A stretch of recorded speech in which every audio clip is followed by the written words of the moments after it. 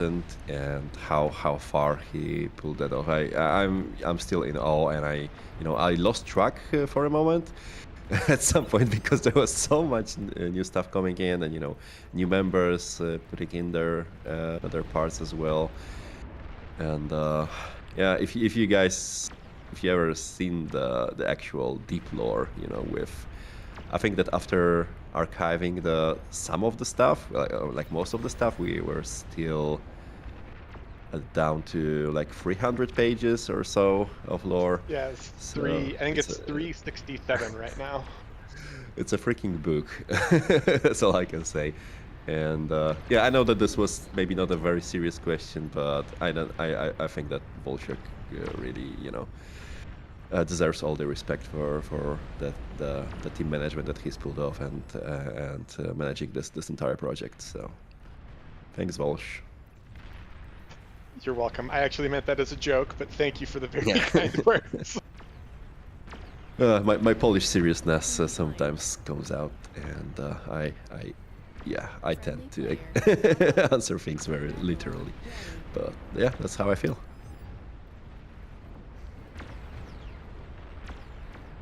Is YouTube back up now? Nuclear launch detected. And yes, YouTube seems to be up. I'm just gonna make sure that it's published, and not only. Yes, I see it. Yeah, people are flowing into chat, so looks okay. Okay, so welcome back, YouTube. I hope you didn't go anywhere and still with us. We have a question from Kevin Agree on Twitch that's asking about campaign. Will there be some, in essence, I think what they're trying to say is, will there be any survival missions? We have to survive against waves of enemies. Yeah, of course.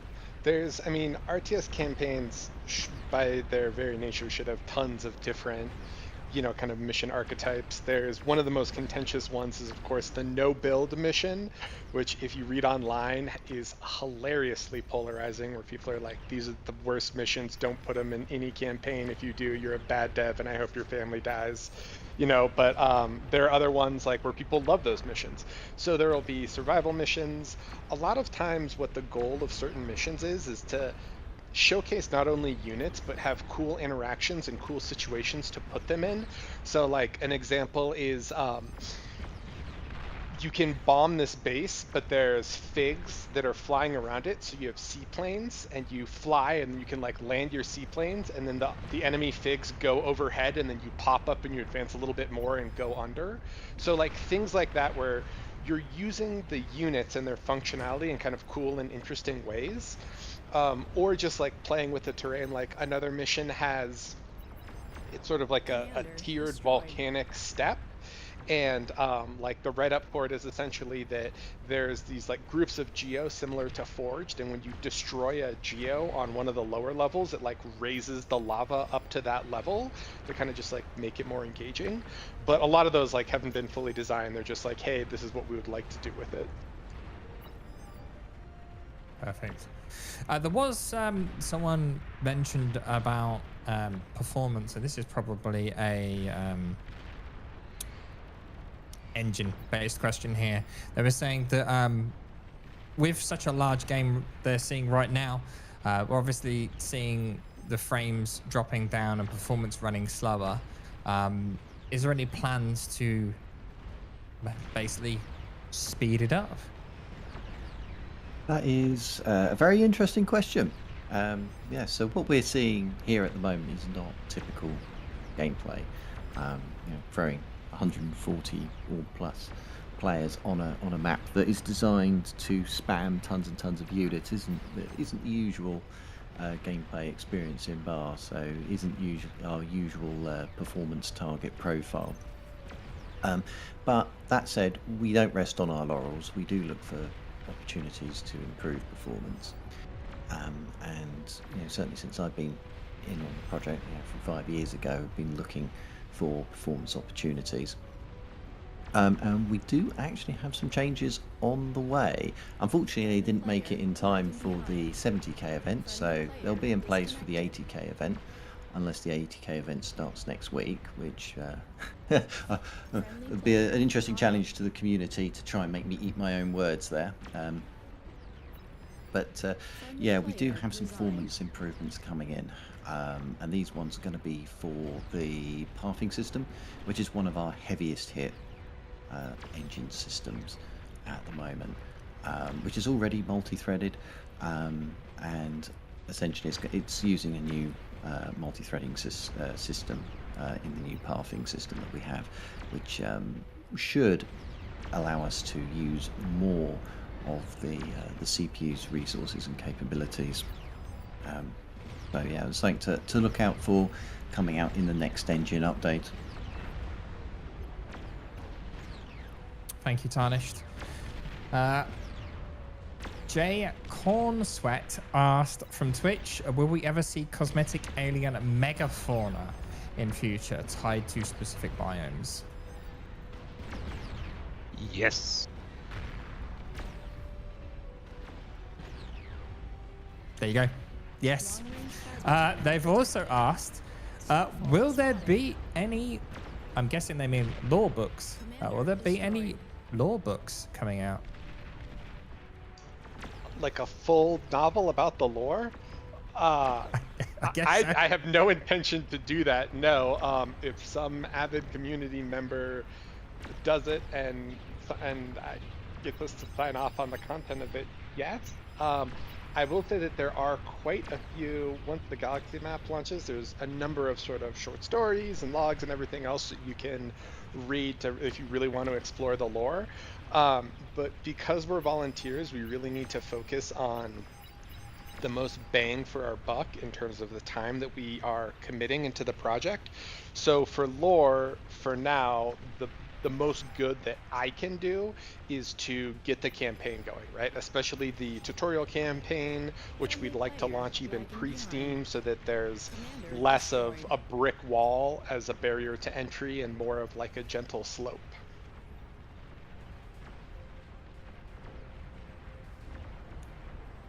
And only Avanus, oh sorry, I spelled that, pronounced that terribly, has said, would it be possible to,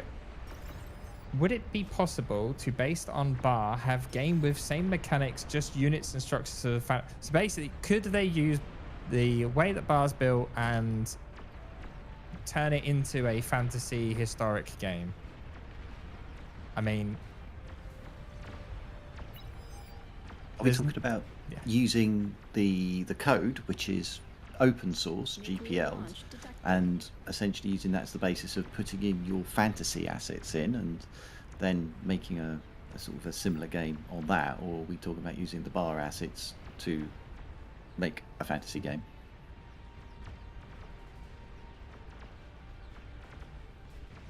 Not many lasers in fantasy times, unfortunately.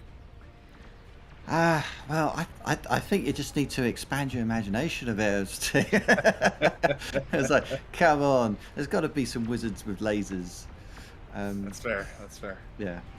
Yeah, you I can presume use they're the thinking engine. more along the lines of maybe like a mod pack, I guess, is maybe what they're thinking. I think we've already covered that somewhat already, like texture packs, talking about texture packs, how they'd be nice to have, but no plans at all to look at that whatsoever at the moment. One of those things that I expect will probably come about as the community grows and matures into whatever spheres come around to develop that kind of thing. I think you want to build your own game based on the Recall engine and make it fantasy and use the source code from bar as a basis of like, oh, okay, this is how you do a lot of common things, then that's fine. Although, referring to a previous question, that the engine isn't by default exactly well suited to melee combat, so you may have some interesting challenges there to figure out the best approach with melee combat if you want a fantasy type adventure.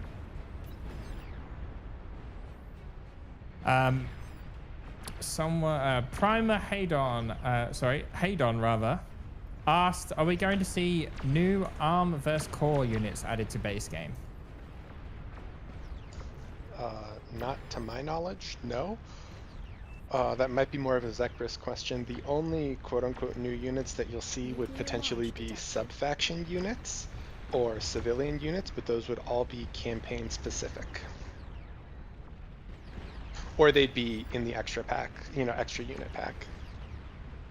I think there are still plans to add the printer unit to Cortex. It just still needs some work on engine and Lua side so it's not clunky again. But yeah, basically a combat engineer for Cortex vehicles, which is right now lacking, right? A lot of people are mad about this, so. DJ Corn Sweat on Twitch asked, will the player list be modified for the next Max player game for searching and sharing units? So I'm guessing that he's asking like to make it easier to be able to find specific people to give units to. So there's a quick I think answer we to looked that. into this, right? Yes. Protor, you want to answer that? No. No. Go ahead. So I have I have a short answer to that and a long one. So the short answer is yes, we will always want to look into the UI to be able to facilitate different things that people are going to be doing, and the current UI doesn't really do a great job when it comes to sharing, because depending on the size of the player list, you sometimes have to click a very small button, you have to sometimes drag it, and dragging is not very precise as well. So giving metal, giving units, tends to be finicky. So overall, yes, we want to make that happen, but there is also like this big conversation about like what the sharing rules in bar should be overall. A lot of people say that co-op is a problem, which has became the biggest meme in bar, but also like the longest thread on our Discord forums. Which refers to the idea of funneling resources to a given player, makes it is somewhat the meta of the game on the very high level, where you have when you're optimizing for every piece of metal, every piece of energy, and it some people consider this a problematic feature of the game design, and I somewhat agree to some of these points. So there is a possibility in the future. You might have seen there's this easy tax mod option right now added to the game, which basically reduces the power of this sort of funneling strategies in the game. And it does quite a good job, making the game a little bit higher quality for those high level lobbies, and I see it used quite popularly right now in the most common high ranking lobbies. And it serves as the purpose for us to collecting actual feedback and deciding on what the vanilla ranked experience should be when it comes to team play in bar, because sharing is great, and the idea of being able to funnel resources and stuff like that is, I think, appreciated a lot by the casual player base, but at the same time the high-ranking players have issues with that, because it creates sometimes gameplay which seems, which feels a little bit unfair, right? And this whole conversation, why I'm bringing this up, because we are talking here about the UI. There might be a situation, that might be a world in bar where we have two actual ranked modes, or there's a ranked and casual mode, which are split in terms of the sharing possibilities. So maybe in the ranked competitive mode, sharing will be limited to to sharing combat units, not constructors, or only sharing T2 constructors, whatever it is. There is a possibility that there will be two options like that, and what that pertains to is that we might also need to have separate two UIs to handle that, right? Because we want to handle sharing in a comprehensive way, so we don't have to click a very small button again, right? It should be a first order of business in the UI. You should have prime real estate, and maybe be integrated into the chat wheel. I mean the ping wheel, right? It could have this sort of options there for quick sharing. There could be hotkeys for quick sharing as well, and stuff like that, which I think would be appreciated by the casual community. But at the same time, there might be another mode which have all of these things disabled as well in the UI, right? So we might end up in the situation where we have dynamic UI depending on the if it's ranked or competitive experience, however you call this, basically facilitating whatever the way to play the game is in given game mode. But yeah, I already said too much, and sorry for all the to digress. But I think this is quite an interesting thing that we might be seeing in the future, in as we develop BAR and design the competitive and casual gameplay for it. Talking about extra units, a DME guy by the name of Dino, I'm just going to call you Dino, has asked, what about the Deadeye? Will that be added to base game?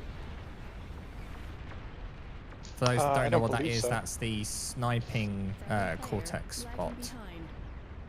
I don't think so, no. I think that would be an extra unit, and will remain an extra unit aside from its use in the campaign. Okay.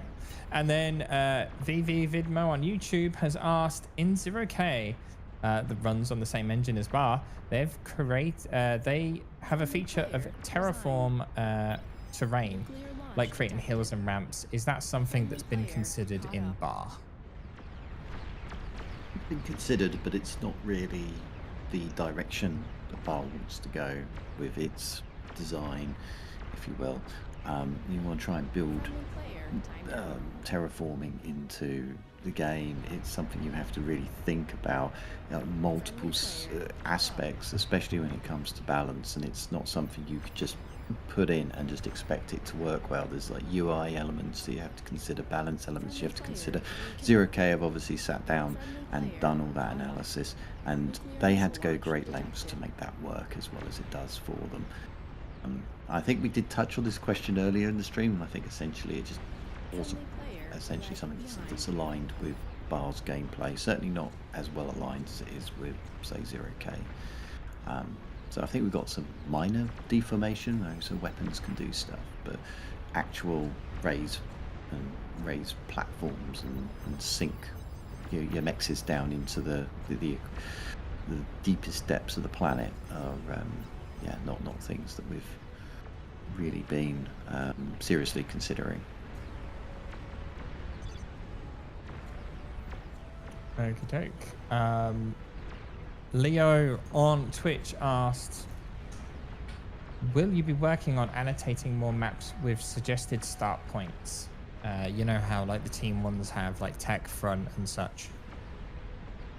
For some reason I thought I'd cover all, so those are only for 8v8, and I thought I'd done more or less all the 8v8 maps. What's missing? There might be a few new ones that are missing, but I think in general all the 8v8 maps that have it should be covered. Roles only really exist on large team maps, so if you want those in small teams, that's not really a thing, if that's your question.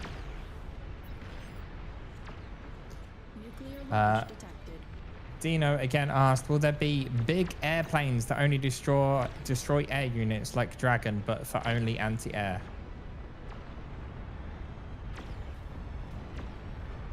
Well, very much already covered that. No additional plans for new units just now. Not at the moment, yeah.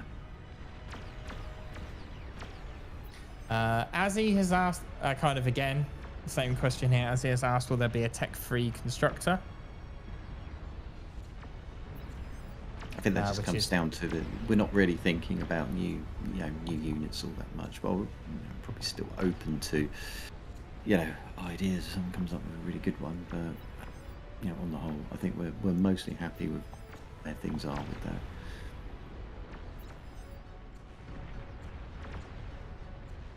Hesham Yusuf on Twitch has asked, is there a chance for a guide to all game units to show them in action without having to launch a game and play something like simple like GIFs? I guess that's something that could probably go on the website under each unit. So if you go to VAR's website, there is a unit section where you can click on each unit and it gives you a description of, you know, what the unit is, what its kind of counter is, or what its equivalent is in the other faction. But yeah, having something that might show what the weapon is, because it does say what the weapon is, but that doesn't mean much if you don't know what the unit is, I guess. Friendly player resigned.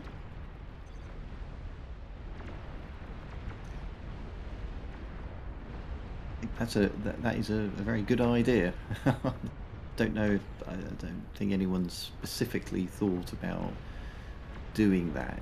You know, showing a unit in action, so you look it up and you can see the unit in action, what it fires and how it reacts. It's quite an interesting idea, but I haven't heard of anyone in the team looking into that. I think there were considerations to have a similar feature in the upcoming client, but it also would mean quite the additional workload, at least from the graphical point of view, just with the sheer amount of units that we have. But yeah, ideally we would have something similar or even more extensive than we have currently on the website within the client.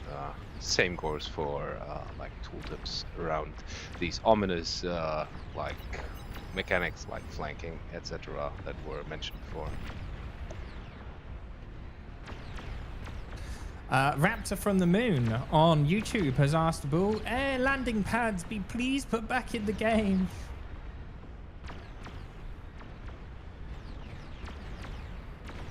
What for? Because he wants Landing. Or landing planes, sorry. Taku, have you got? Do you have any insights into? I can answer that, I guess. So AirPads were removed for a bunch of reasons. One is they're really not that useful because the time to kill for most air units outside of really dragons and Tyrannus, it's just not worth it. They take like 1 or 2 shots and then they're dead. So as a general rule, we didn't see much actual usage for them. The much larger issue, however, is that they were this brutal amalgamation of spaghetti code that no one wanted to maintain, or no one kind of had the mana to sort out. So there are a lot of technical issues stemming from them, especially with them like issuing commands that the player didn't want. So because of the combination of those 2 reasons, they were removed. And as far as I know, unless some intrepid coder wants to go in and sort out both the logic and the actual code for them, they will remain in the graveyard unused.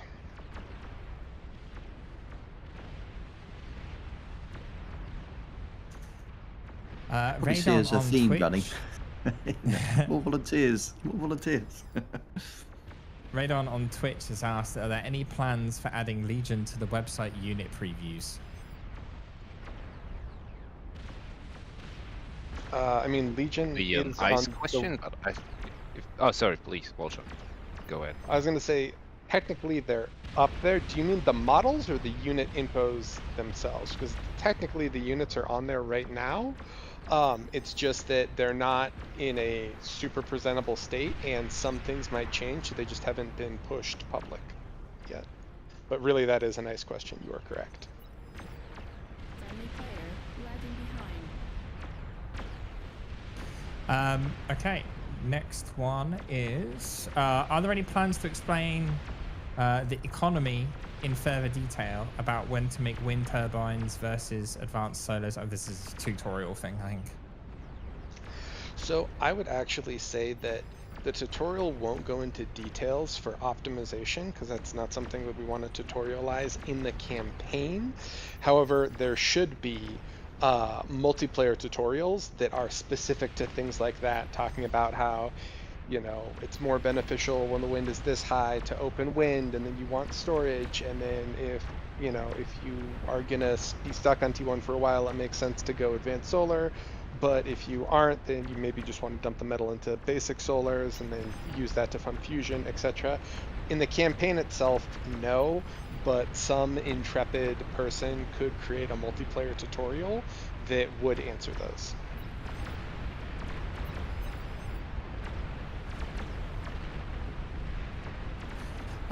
Vidmo on YouTube has asked, with Bar coming to Steam, and if the game does really well, have you guys considered, rather than volunteering, to go full time?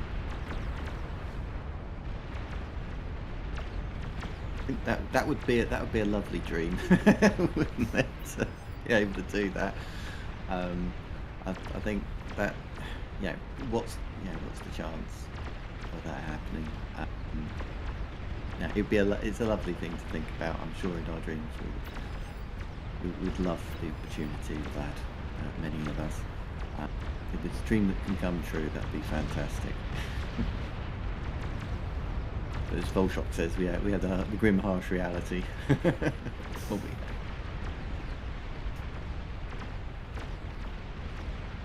Sleetox asked on Twitch, actually on YouTube, sorry, what difficulty are you guys aiming the campaign? Will it be a walk in the park for pro players? All right, so there's a number of different kind of aspects to this. The campaign should have difficulty levels. So, at the standard version should be challenging, especially in the later missions, but not incredibly brutal. However, the higher difficulties would be super brutal, but I'm not going to pretend like I can make a campaign that would challenge autopilot, right? We are shooting the campaign. It's not going to ever be that difficult in terms of that. There are going to be ways to make it more difficult. There can be optional objectives, things like that. But at the end of the day, the campaign is a single player experience designed to be fun and engaging. And so it'll have a variable difficulty depending on what the player wants. I remember distinct discussions. Disable mouse functionality, right, to increase difficulty. That's exactly it. Only. That's the sliding scale of making it more difficult but not less fun. That's really hard to balance. I think really throw the professional players off is disable their keyboard and make them do everything by the mouse, because then beginner players would just use the mouse for everything, right? The pros would just be really thrown off. Nuclear missile launch detected. EPIP has asked, are there any plans on making things that give bonuses, e.g. 10% fire speed? So I'm guessing they mean similar to how pinpointers work. Well, I've vaguely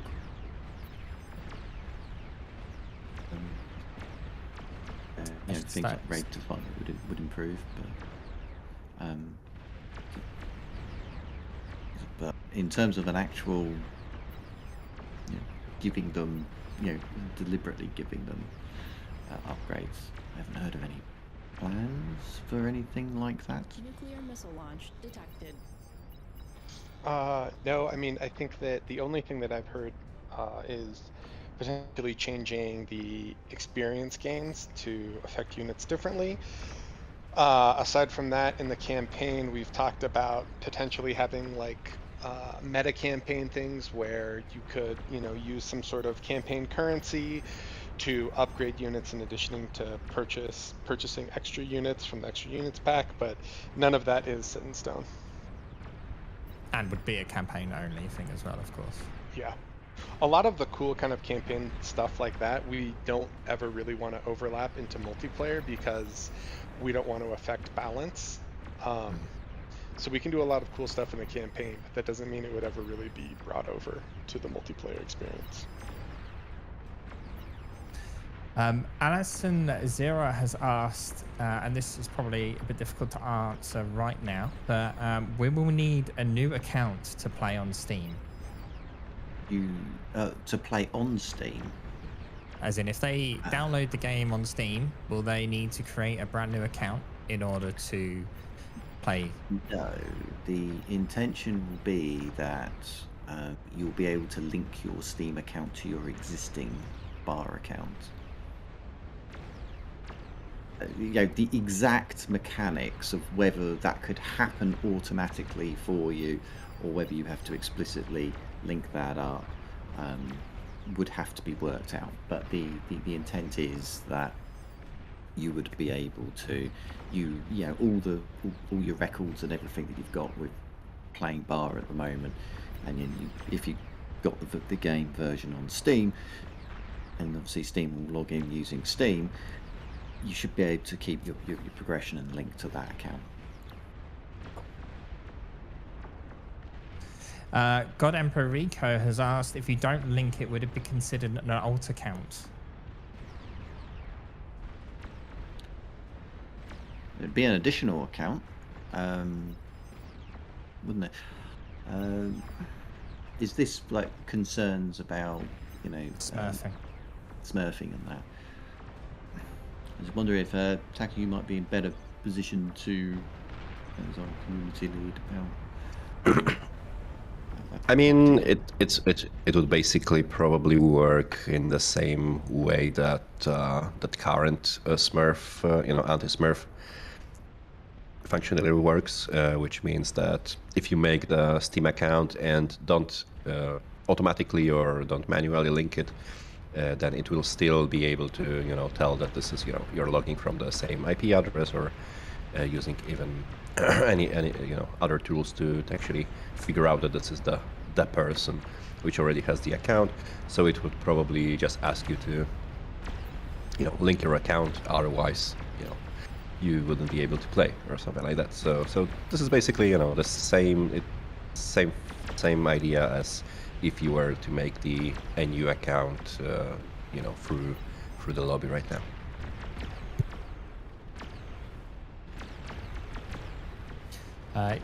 Yadrin has asked if they have another campaign question. Will we face neutral factions, not Armada or Core, and will they get a different set of units from the major factions? There are there's plans for like civilian assets and maybe a few civilian units, but the additional work that would go into creating essentially a fourth civilian faction as like a fully fleshed out faction is kind of not worth it, at least for us right now. So while there will be small sort of like civilian assets and civilian units, as a general rule, no.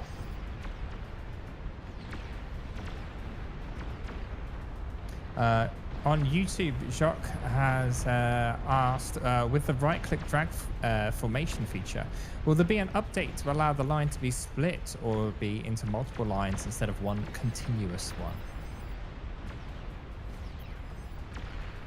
Interesting question. I don't believe we've had any plans to do that. That would be an interesting challenge. So at least it's quite a very technically challenging feature as it is. So adding the ability to split it up and that without the key thing about the formation line drawn tool is just how intuitive it is. You just right click and you just draw a shape and the units are just spread out on that. And you go try and add an extra level of complexity on top of that. I must admit that would be an interesting challenge at how you try to keep it feeling intuitive as well. It's like, well, how would you make the cuts, how big the cuts are and things like that. So if he's interested in trying to figure that out and come up with a proposal and it adds an interesting dimension to the game, I'd certainly be interested in hearing suggestions and is accepting pull requests and that for that kind of thing. If they want to make forward the suggestions with an implementation plan. It'd be quite interesting. But I don't think anyone in our team at the moment is planning on doing anything like that. Thank you, Tarnished. Sam has plans, has a question. And that question is, any ideas about achievements or challenges to be completed? Perhaps icons on our in-game account, banners? The short answer is, I think that it would be something we would look to, especially with Steam integration. That's one of the things, isn't it? Steam achievements. It might be a bit early days. I don't know, Volshok, you've already started thinking about little achievements in campaigns that you can put forward. Yeah, there's tons of those. So there's a few different things. So while we can have while we've talked quite a bit about achievements for the campaign, especially achievements for challenge campaign playthrough. So an example would be you play the Armada campaign, but there's a setting and you're limited to just the units of the sub-faction that you play as. So instead of having the entire unit roster, you're only allowed to build Veltara units, or only allowed to build Orfeo units. And you could get special achievements for that. We've also talked about achievements for multiplayer. The problem is that multiplayer achievements, the last thing you want multiplayer achievements to do is incentivize bad behavior.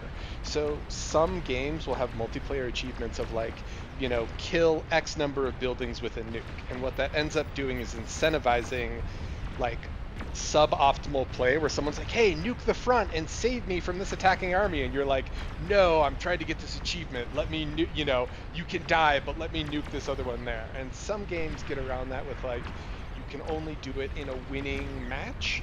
But it's something that we've talked about a lot of. If you had multiplayer achievements, what are examples of that we could do? Some are much more simple of win X number of ranked games, win X number of ranked games as Cortex or as Armada. But there's been a lot of discussion about what sort of achievements could we put in that wouldn't encourage suboptimal or suboptimals or kind of obnoxious gameplay, if that makes sense. There's a lot of questions coming in about will the campaign be co-op? Just so the people that are watching, yes, that has been asked, and yes, the answer is yes, there will be. Yadrian has been asked about how about relationships meter between schism factions. For example, as an Armada commander, you could help the scientist faction and then get access to their units. Yeah, so that's one of the first plans for the meta campaign, absolutely.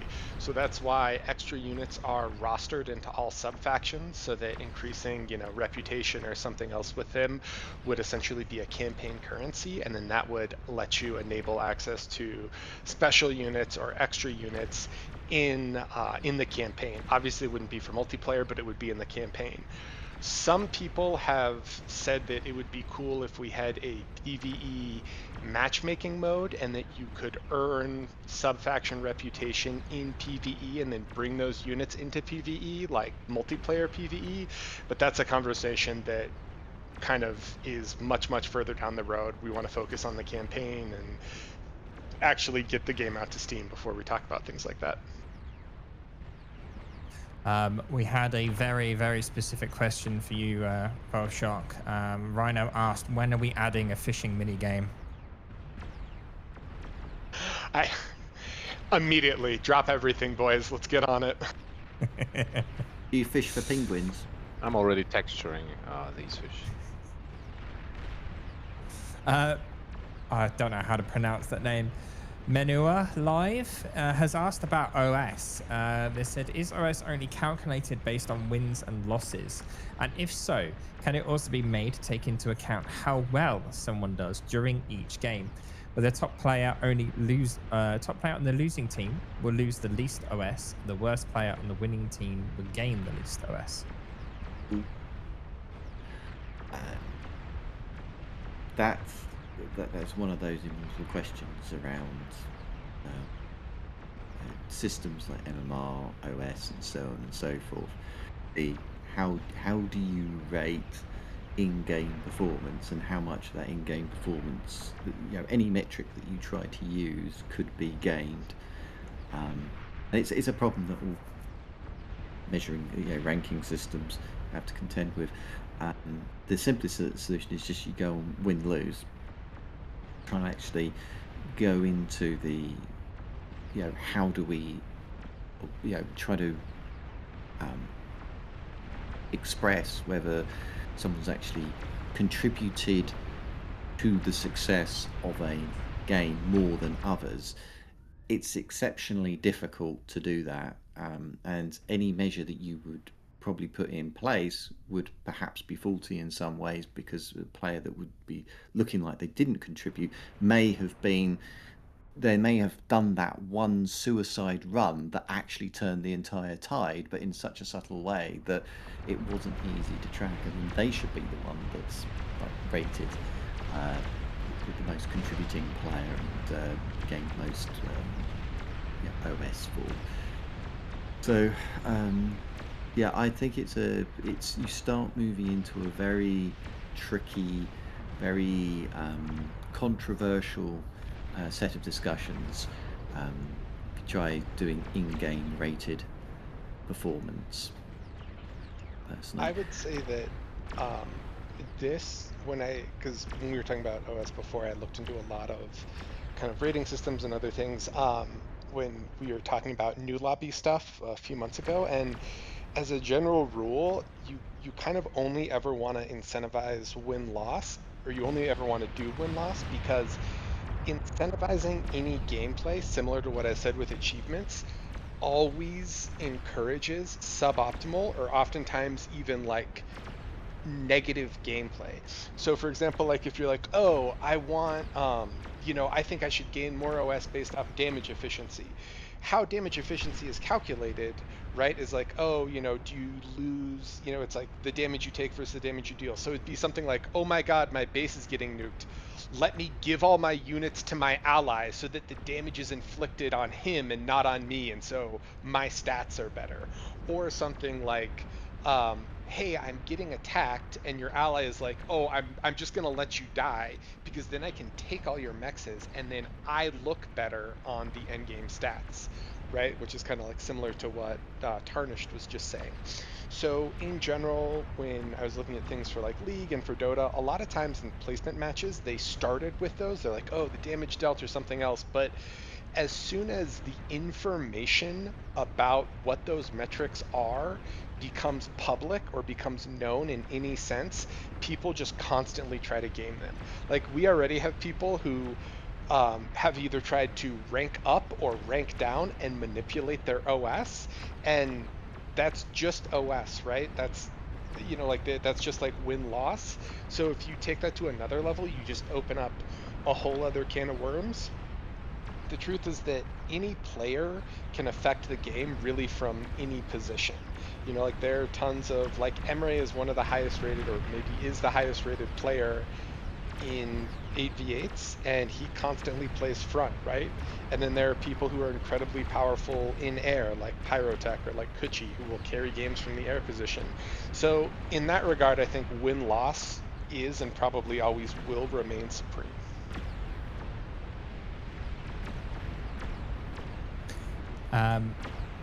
Going back to the megafauna question that was answered earlier on, there was a question of if it will be reclaimable, and or could you set up farms for it? I have not thought about it. I don't know. Generally, flora No, is me reclaimable. neither. Farming, I don't think so. I don't know. Yeah. Beyond all Stardew Valley. Chronically Online has said, is there a chance we might get constructible bridges for units like tanks to traverse over rivers or water craters from abundance? I think, I guess, from a graphical standpoint or from a model standpoint, it's quite a strong yes, but if I recall correctly, it's quite a strong no from the engine side, right, TK? Yes, I mean no. So I agree, and I almost fell for the trap there. Yeah, it is a considerable challenge from a technical perspective of having bridges with the engine. There's so many things that are fundamentally ingrained from the ground up in the engine that even though you're looking at a 3D game, the units are moving on a 2D plane. That rhymes. But bridges complicate that now. We now have to be aware of the height of units in order for them to walk under, also pathing challenges of, well, can you go left to right, or can you go back to front, across, and how does that affect the pathing? So it's one of those things that really needs to be designed from the ground up to support that kind of feature. We have looked at it, but it is a massive undertaking to try and put something like that into the engine as it currently stands. So I don't think we're going to see true bridges where you can have a unit travel underneath and a unit travel above. Even in many RTS games, even when you do see bridges, they're often kind of very hacked in and follow certain rules. Like I remember one game, it's like you could have a bridge, but ships could go underneath and land units could go over the top. And when you've got rules like that, you can sort of hack it. But we've got things like hovercraft, so they can go sea and over land. So we can't take little tricks like that I think into account. the only somewhat potential solution to hacking it was, if I remember correctly, and correct me if I'm wrong, that basically having terrain and covering it with some geometry to make it look like a bridge, even though there's terrain directly underneath it, but without the ability to have other units travel underneath it, right? Yeah, well, we've got the map Folsom Dam, which essentially the middle of the map, it looks, dam sort of effectively acts a bit like a bridge across the river. But you're right, it is just terrain, just disguised to look like a bridge, and that's kind of like the closest thing we've kind of got access to at the moment. It would open up a whole load of other issues about how terrain damage works. What happens if you damage the terrain and it breaks off from the bridge? Can the bridge be broken in sections and things? It's a very deep technical problem there, and not one that we're planning on trying to tackle anytime soon. I think people would much more appreciate us getting everything ready for the Steam release before that. So F Bixies has asked, is there going to be a map with more fog or a darker map where line of sight is smaller? I think there are plans. I think this is an Ice Quick question for the most part, because he has more knowledge about that. But if I recall correctly, there are some plans, but I'm also not wanting to spoil anything, but I think stuff has been tested in these directions. So I will answer this with a certain perhaps. Yeah, so the issue from what I remember is he's actually created the visuals for a lot of those, for like dust storms and like fog and things like that, but the larger issue was performance, right? Like there's this really fine line you walk between how do we make this look good and be awesome and not just like cripple FPS. I think there's videos, if you look in mapping, he did some videos of it, and you guys can check those out. They look really cool.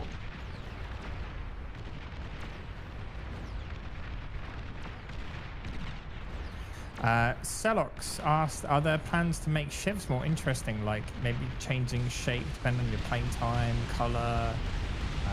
Which, to be fair, we just had a question as well from SSDD D6T, where basically they've asked the same question, like, will we get a bronze badge for like 10 to 20 OS? So more like, rather than just showing a number, we have like, ranks in essence.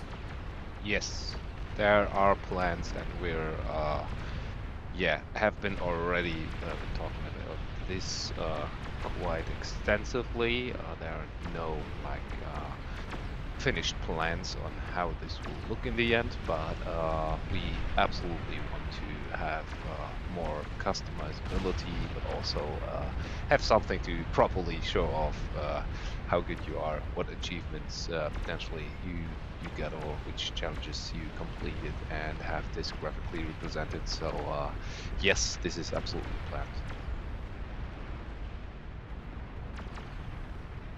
Perfect.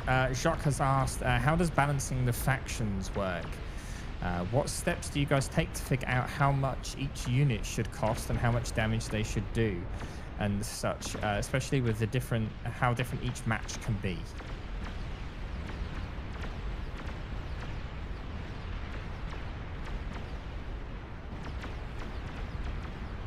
I think it's a Zekris, Johannes, balance team question. I don't know if any of them are here. I've spoken to them about it, and the answer is a lot of math. Like a lot of, like, huge spreadsheets mapping everything. Large matrices calculating, like, what units affect what different things, and I'm very undereducated on the subject, but from the conversations I've had with them, a lot of what goes into it is basically measuring a unit's effectiveness based on all of its factors: range, movement speed, cost, build speed, build time, all that stuff. Kind of gives you a picture of how the unit interacts with other units, but it also means that the tiniest little adjustments can have massive implications to the overall game state. So Bar has approached a spot where adjustments are very small and very careful, and especially coming from, like, for instance, the Legion team, where they're actively trying to balance that out. A lot of it tends to revolve around making minor adjustments to things and seeing what the effects are, at least for now. Hope that answers your question. Anyway. JS Janners on Twitch asked, will there be microtransactions and skins? Yeah, each unit's going to be $9.99, and then if you want to buy more unit space, that's going to be $12.99. Yeah, we're going to design a sort of new. We'll have bundles to increase the max unit count for your team.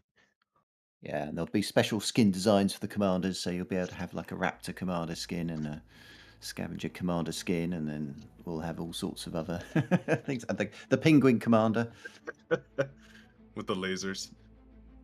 All being sarcastic, by the way. Please don't take any of that to heart. Yeah, just wanted to say, let's clear that up. Sorry, we had to have one question where we could have a bit of fun with that. They're just going to clip it without that end bit, though. Yeah. Yeah. So it's got on the record. For those that are wondering, like, sorry, one second, guys. For those that are wondering what happened to the stream, basically, the entire blue team's AFUS stack just blew up and it crashed the stream host's game. So if you're not seeing the game right now, that's why. It was a very, very big explosion. Oh, we found something that we need to work on. Engine team, yeah. VV Vidmo on YouTube again has asked, have you guys thought about cryo weapons? I'm guessing to slow enemies instead of paralyzing them? Wasn't the EMP changed to actually slow enemies down, or was that? So yes, I just wanted to mention that, yeah. Yeah, the EMP rework had thresholds. I don't remember what they were. I want to say they were 25, 50, 75, and 100. I think 25 was slow, 50 was, or 25 was turn rate, I think, and then 50 was like speed and slow, 75 was disable weapon, and 100 was stunned. EMP rework was shelved. I don't remember the specifics about it. In terms of cryo weapons, the only thing I've heard of is trying to differentiate faction weaponry so that, like, only Armada has EMP. You could introduce something like cryo weapons to Cortex so that they still have a style of control, but it's faction flavored, if that makes sense. As far as I know, none of those have gone anywhere, mainly because we don't want to affect main game balance too much.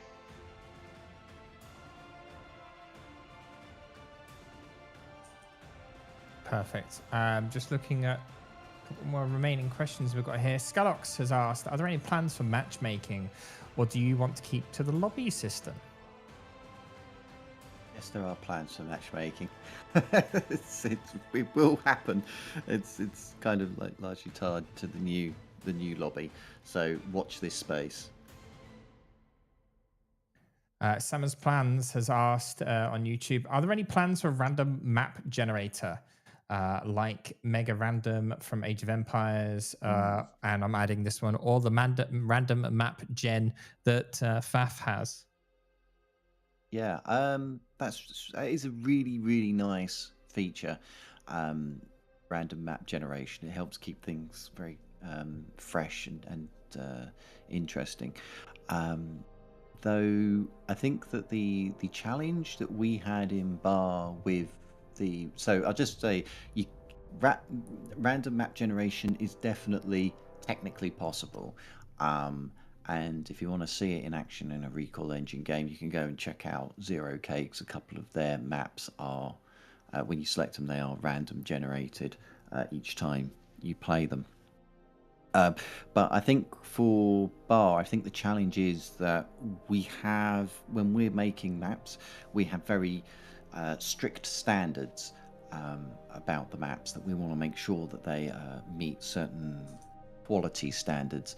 And I think the concern was having random map generator perform to a similar standard as that. I think that's the thing that's probably blocking us from the random map generation at the moment. Perfect. We got one. I've got one more question here, and it's from Fair at Best. Will OS be reset when the game goes to Steam? I don't think that's been decided, but God, I hope not. I think the best thing that we can do is do what we do for season resets, where we reset uncertainty, which basically means how fast you go up or how fast you go down. We've actually done full OS resets before, and they are absolute dumpster fires, because all balance gets broken for like a month until people reach their full OSs.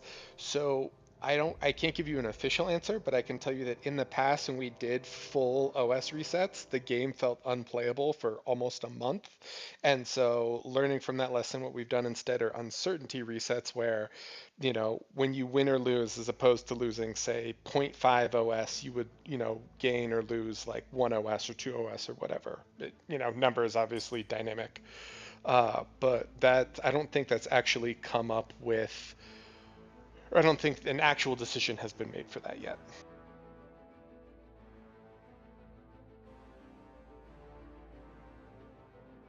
Perfect. So now we're going into a little bit of an intermission while Taku sets up the next lobby, and I am going to introduce you all to someone who will be taking over the hosting from myself.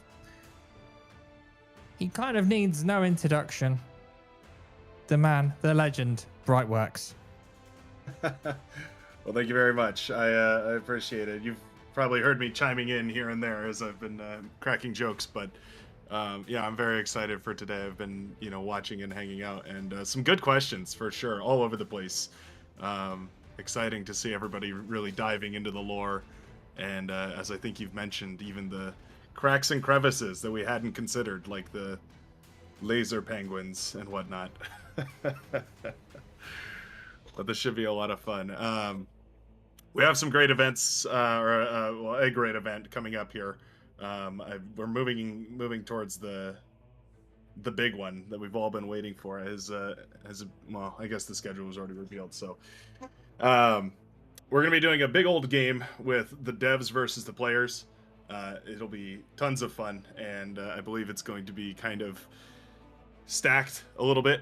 I think the teams will be a little uneven as far as team size goes, so we'll see if the developers can hold out on their own against the oncoming hordes of the community, and we'll see if the community can rally together against these people who have seen the internal workings of the game and know all the tricks and secrets. It's very fun. I believe many of the members of the chat here today will be joining us, and then there'll also be, I think there'll be more of the dev team joining as well, if I'm not mistaken. That tends to be the case, so we'll see. All right, now while that's being set up,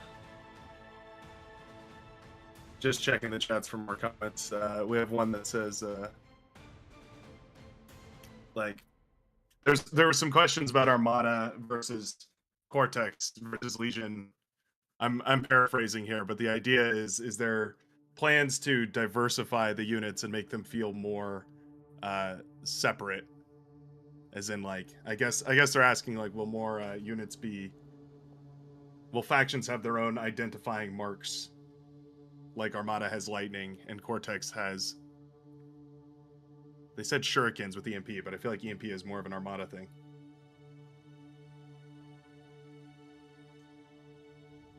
I think that's a good question. I think that the devs in the best position to answer that have already fled the chat and are now gearing up and suiting up for the battlefield at the moment.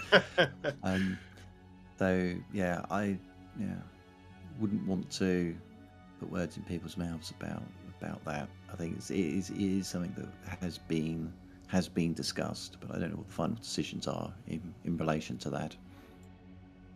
Yeah, it's a great question, and I know the idea is sort of to head that way, but there's, yeah, again, without overreaching into the design and balance team's territory, it's difficult to give one faction an overall weapon and then not give it to the other factions in any regard. It's a very easy way for things to become unbalanced, as I understand it, which is why all factions tend to have some manner of EMP and some manner of direct fire weapon. Stylistically all different, though. You know, like Legion has heat rays. And they make use of those rather than laser weaponry in most cases. No, absolutely.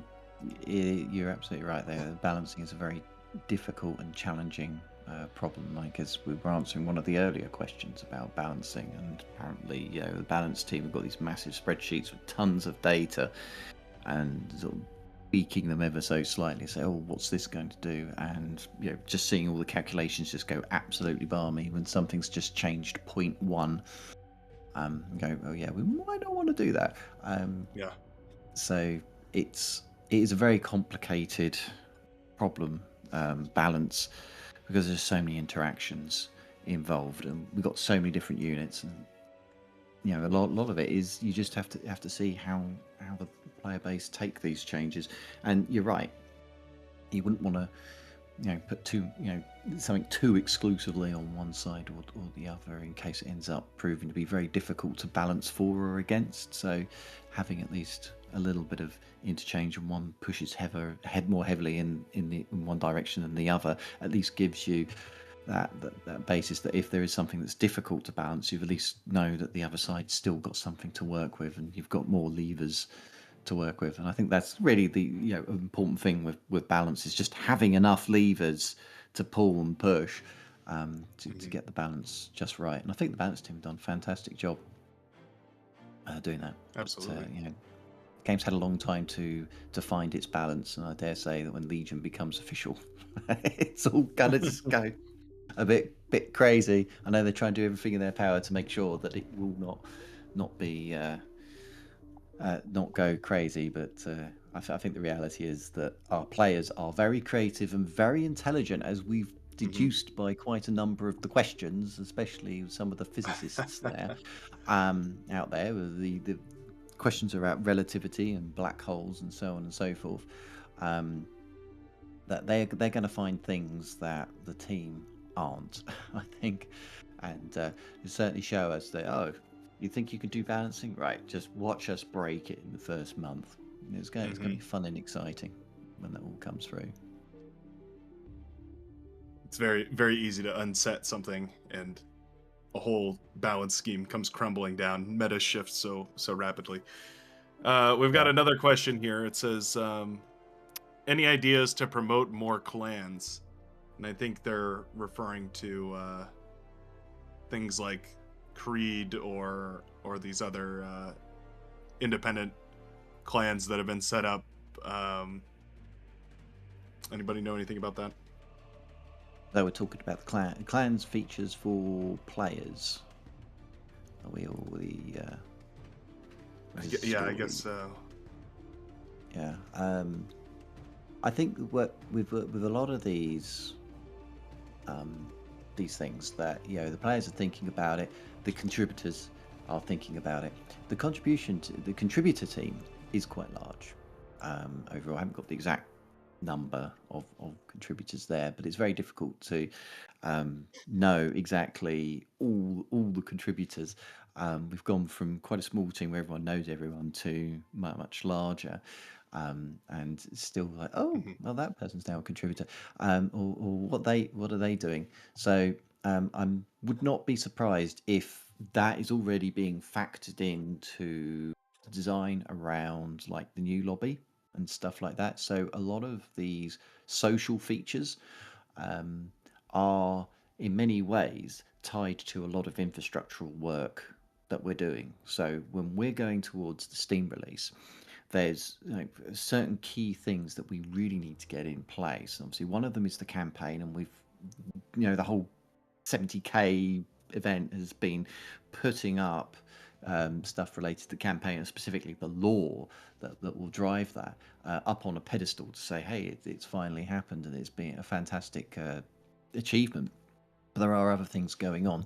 So we have infrastructure and the lobby as two other big major things that we need to put in place. As I'm sure as the players can attest, that our network infrastructure, in terms of we've had times where so many players have just gone on all at once that you can't even get into your lobbies anymore.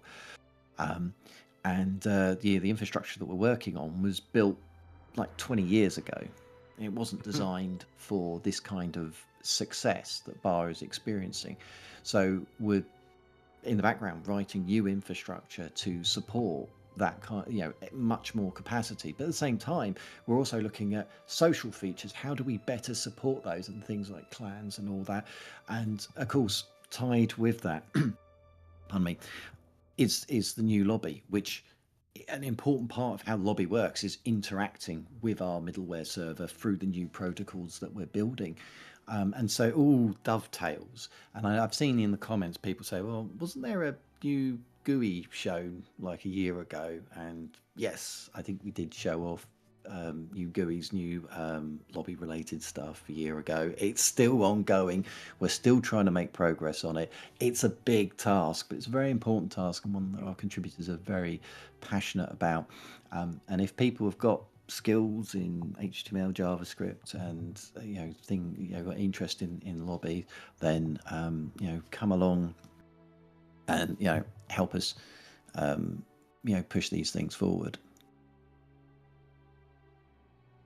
And it's a lot of speciality, little areas that you get really into the guts of what makes the game run, and it's not always on the face of what everyone sees, but all that work has to happen in order for it to work properly.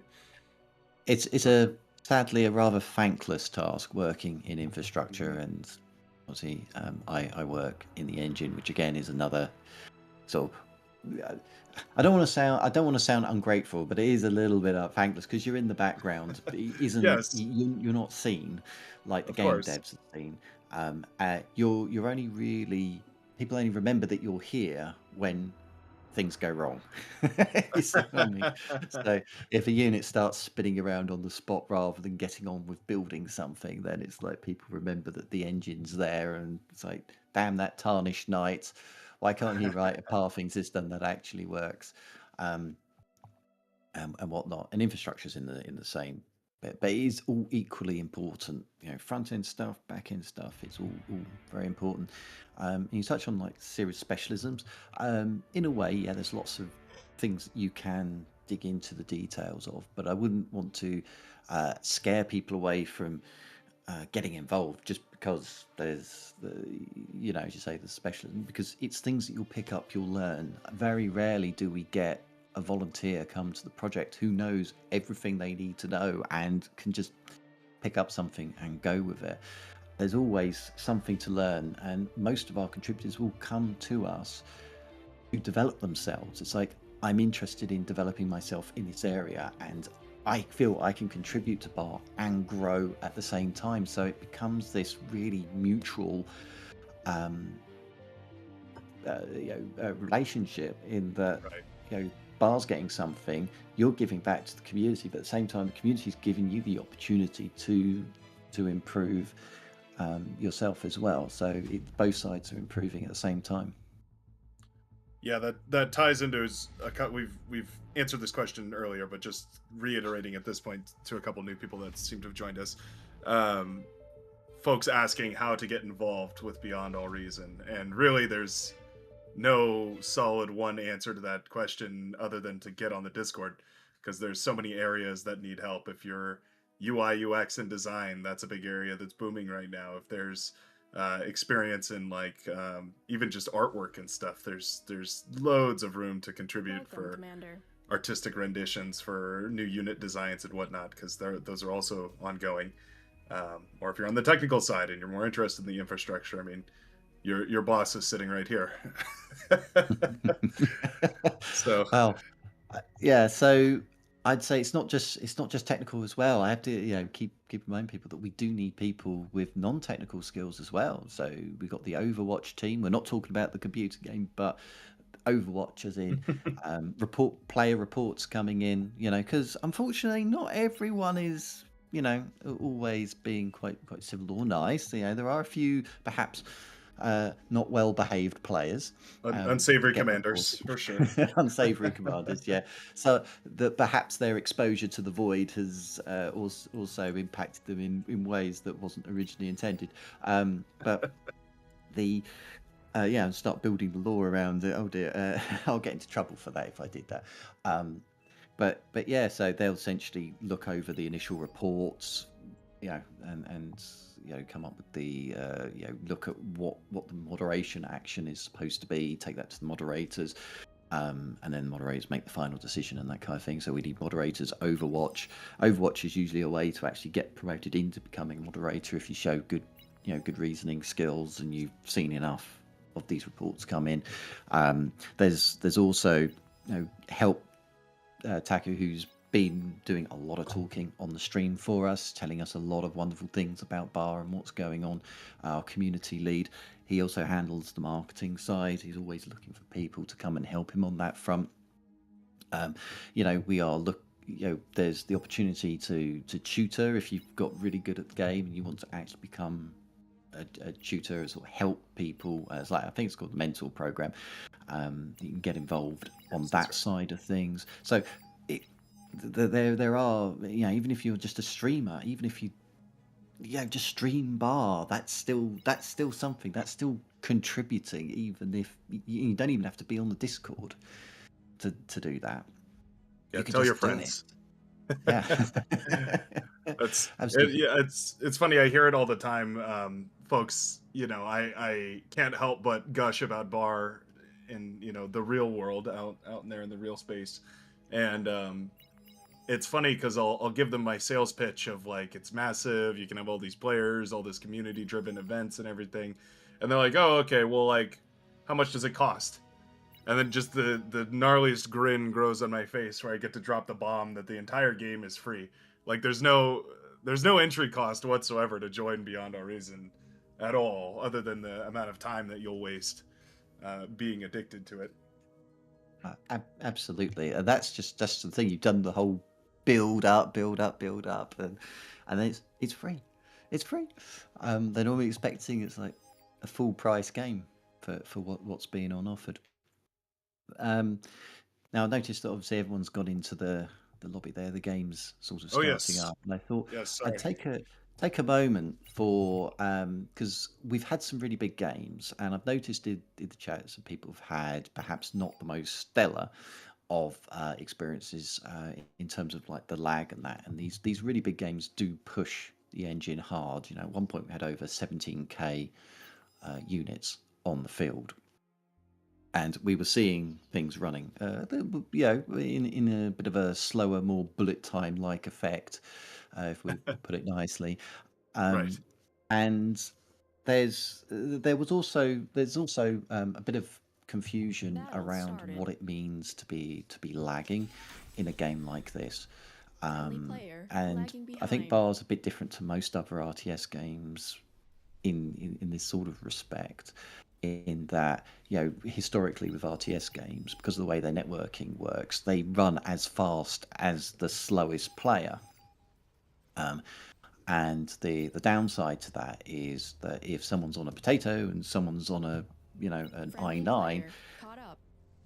the potato slowing the i9 down from being performing at full speed. So if a lot of things are happening, everyone's struggling there, and that's what players are probably more used to, the experience. They can point to say that player's slowing us down, but in Bar that's not quite what happens. And what happens is the to keep the game running smoothly, the server sets what we call the sim Friendly speed, player caught up. and that essentially controls how many updates we do a second in the engine. Enemy So units detected. the Aircraft game by spotted. default does 30, and that's at full speed. But if it's too heavy, it will slow you down. Obviously, single player, it will adjust the speed according to your machine. So it always tries to give you a smooth experience, even if it's just slightly slow.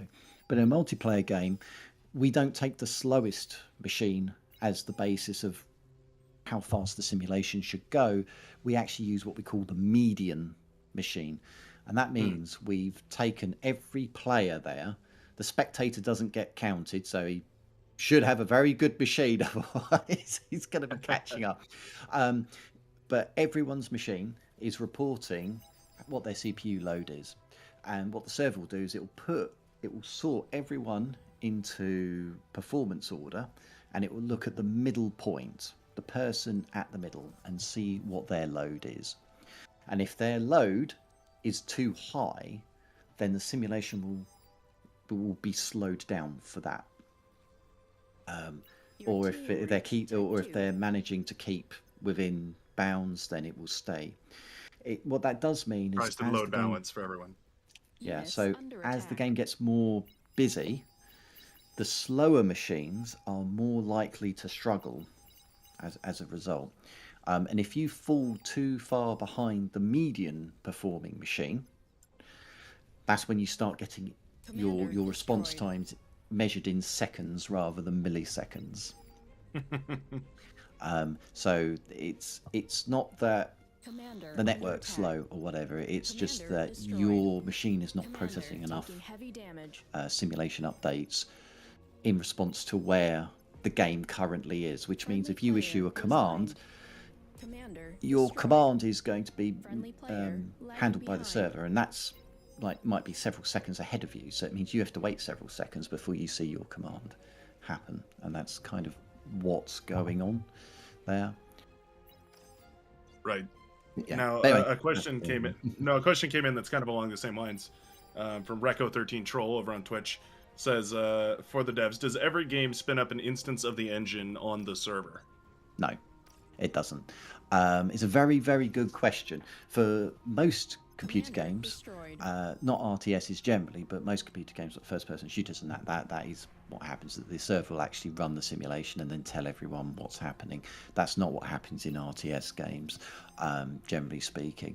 I won't go into the technical details about that, but no, our servers are effectively acting as intelligent relays. So all the clients, every time you click a mouse button, every time you give an order like move, shoot, build this, those commands go to the server. The server Units will under attack. basically put all these commands coming in from everyone Friendly into player caught up. it's now going to occur on this frame 200, and then it will send frame 200 out to all the clients to say, you can now process the game to this time point, and these are the commands you need to process from everyone. So everyone's essentially running the simulation locally, but the server isn't. So the server's not doing very much work at all. Commander Interesting. destroyed.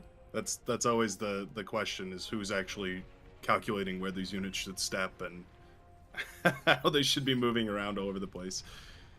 We'll take a break from the behind the scenes commentary to snap back to the game. We are underway, and so now we have I believe it's like 80 players. I don't know what so they actually started with 80 players on the community team versus a humble 20 players for the developer team, and already they are ripping off to shenanigans here on Forge, we'll say notoriously explosive map, one that tends to be quite volatile. And a lot of commander sacrifices have already been made across the field here. I feel like there should be a gentleman's agreement that we don't just comm bomb the developer team to death. Destroyed.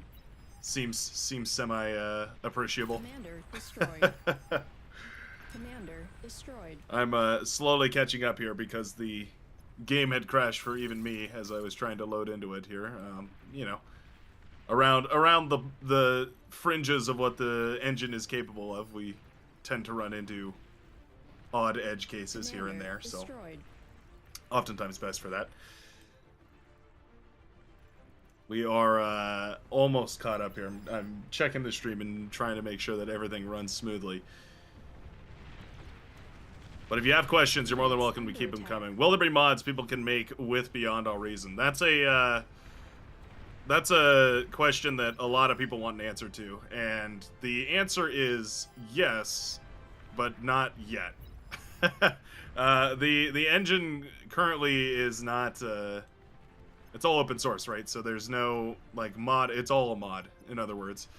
But basically, the idea is right now things are done via tweak units.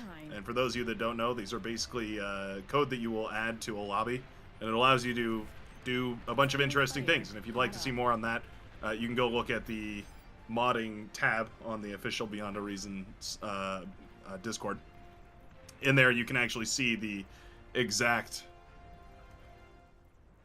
modding discussion and everything. And there's a whole bunch of different stuff in there, from all the different kinds of quality of life mods, things that make your transports move better, which actually was one of the most recent ones. We talked about this earlier, but one of the most recent mods, quote-unquote mods or tweaks that was added to the game, made your transports a whole lot smarter. That actually tends to be one of the areas where Beyond a Reason progresses, is often when a tweak is made that is written well enough and functions well enough that it can eventually be merged into the base game. It's an excellent place to get started if you're interested in programming and scripting and you're kind of looking for a challenge. That's a great place to have an effect.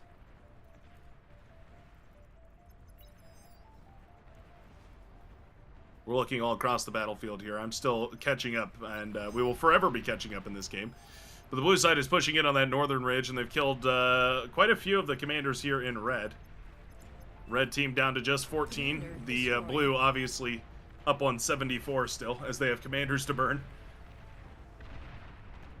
Damgam fighting on the front lines here with multiple commanders, losing them all. And on the southern ridges, Ammo Genie and Volshak trying to hold it together as well. Patak also fighting, bold-faced on the southern side, trying to keep it together. Metal extraction was also cranked up 6 times. So this single metal extractor is producing 24 metal per second, which is why you can see that this commander now has about 74 metal per second here. Of course, that goes for the blue team as well, but they're sharing quite a few more metal extractors. So each one of these commanders has quite a substantial bit less. As we see, this commander goes up to T2. We're going to be looking at 96 metal per second T2 metal extractors, which is far and away enough for even T3. The mech is spinning at supersonic speeds, about to fly away indeed. Just took a look at 0K, amazing game, balanced and very different weapon types. I wish Bar took inspiration. This is Gippin 6832, 6,832.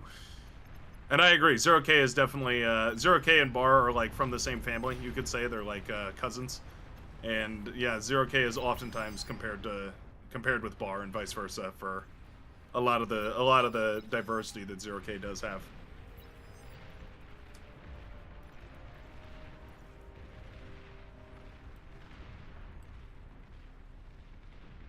Friendly player disconnected. And while we're moving into the mid game here, you can see that there's a lot of different unit types now. Moving out to the battlefield. Some I'm sure many people have never even seen before. For instance, the archaic Karkinos. One of Legion's first ever iterations of the mighty Karkinos. Featuring a retractable little head that bobs in and out from behind their little shield, which also gets blasted apart. Destroyed. Their modern Karkinos looking quite a bit better here. Semimus the purple holding on the northern side, and we also have the swarm of goblins marching forward. Uh-oh.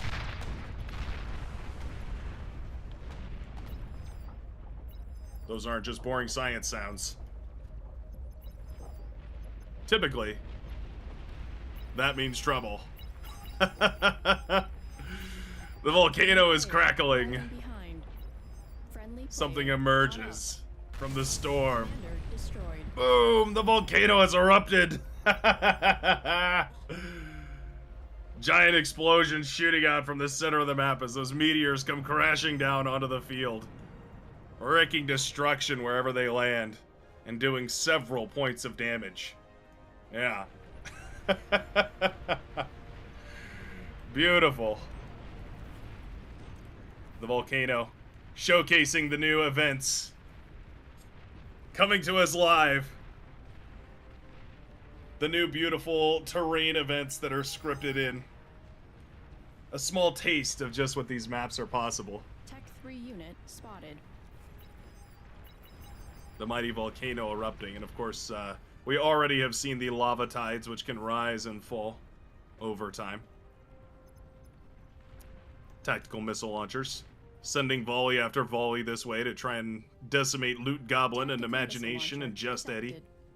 Long-range plasma Tremor here, cannon spotted. trying to counterattack.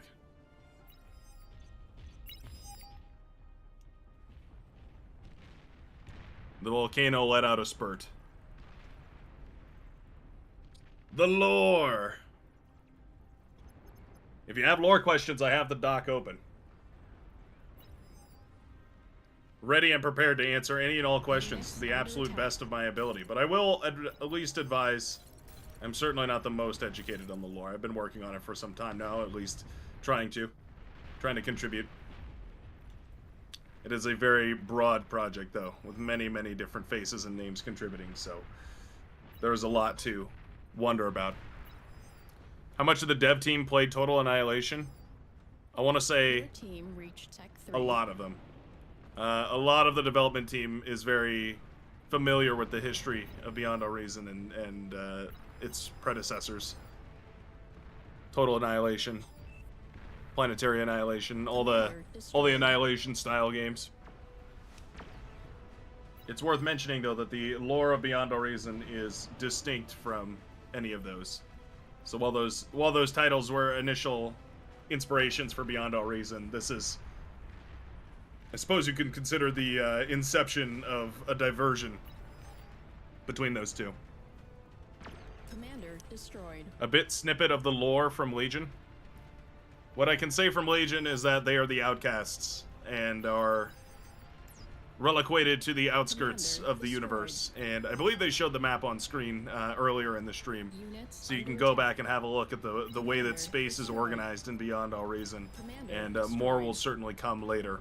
Commander destroyed. But the Legion faction is divided and unified simultaneously in a conundrum of political affiliations.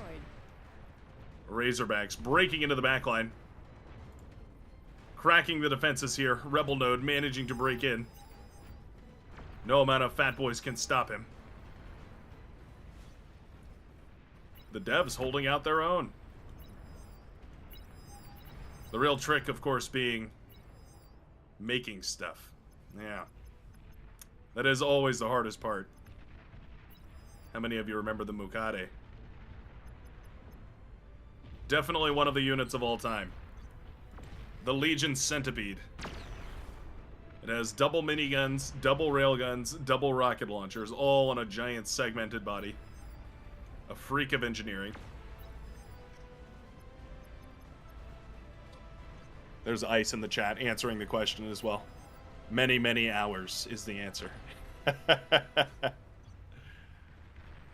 Many, many hours. And I feel like that goes for a lot of the bar Plasma team. cannon spotted. Is it like Armada is like US and Cortex is like Russia, or not really? I'm gonna go with not really on that one. Friendly They're player much more lagging distinct than that. behind. The deep lore explains in great gregarious detail the origins of all of this, but that will all be unveiled at a later date and at a later time, in smaller appropriate settings and mostly through the campaign. Which again, as we were discussing earlier, the campaign will be its entirely own thing. There will be lots to learn about there as well, and you don't really need to. It will all be self-evident. Do the factions like Legion and Core and ARM have leaders sort of like kings? Leaders in the sense that they have political ideologies. They have beliefs, and they tend to follow those beliefs to make their decisions.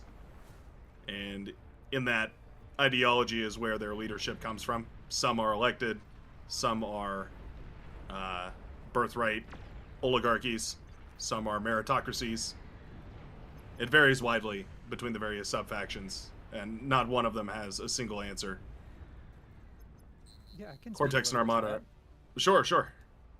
that. Yeah, so governance structure of Friendly Core player has this lagging high behind. conclave. It's the deliberative and judicial body. It's run by these code monarchs. They're generally considered the wise and just. They're composed of people from the various different directorates. And for Armada, Commander there's destroyed. a continuum assembly. It's more federated, sort of. And there's a lot of house politics, kind of like what Brightworks was suggesting. There's Friendly like these player houses, caught up. and they sort of run their own internal affairs as it concerns Armada. But they all do come together, motivated by their unity and ideology, and their need to fight Cortex. That brings Armada together in that continuum assembly. And they have stuff like echo regulations, for example. They do regulate their gene modifications a little bit, for example. That's like the extent of their governance, I would say, roughly. As for Yeah, it's specific characters, we don't have as much right now, but we're working on it.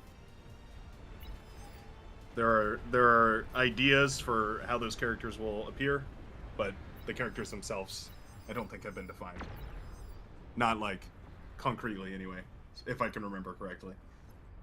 Yeah. There's been a lot of side characters. There's been a lot of little characters for short stories and Air stuff like that. transport Spotted. Stuff in the deep lore, Core spotted. like Commander Tarpor Rimhursk. It's going to be another point of interest you can see on the galaxy map once you get that galaxy map. Do you He's know a when Cortex that's coming commander. out? Was that part of the No, I announcement? don't. I wasn't here. Okay. I I know- imagine that will be coming out shortly. At some point. I would imagine so too, yeah. We still need to do some editing. Some of it's a little rough, but that's a lot of content, man. Yeah, it's going to be a lot of exploration. A lot of Hell fun yeah. stuff to figure out. Commander destroyed. Do the factions reproduce and breed differently? Says I Will Clunker, asking the real questions. Short answer, yes. Absolutely. Yeah. So you know, absolutely. Dinosuchus asks, are the robots controlled by humans, or are the civilizations just robots, not people?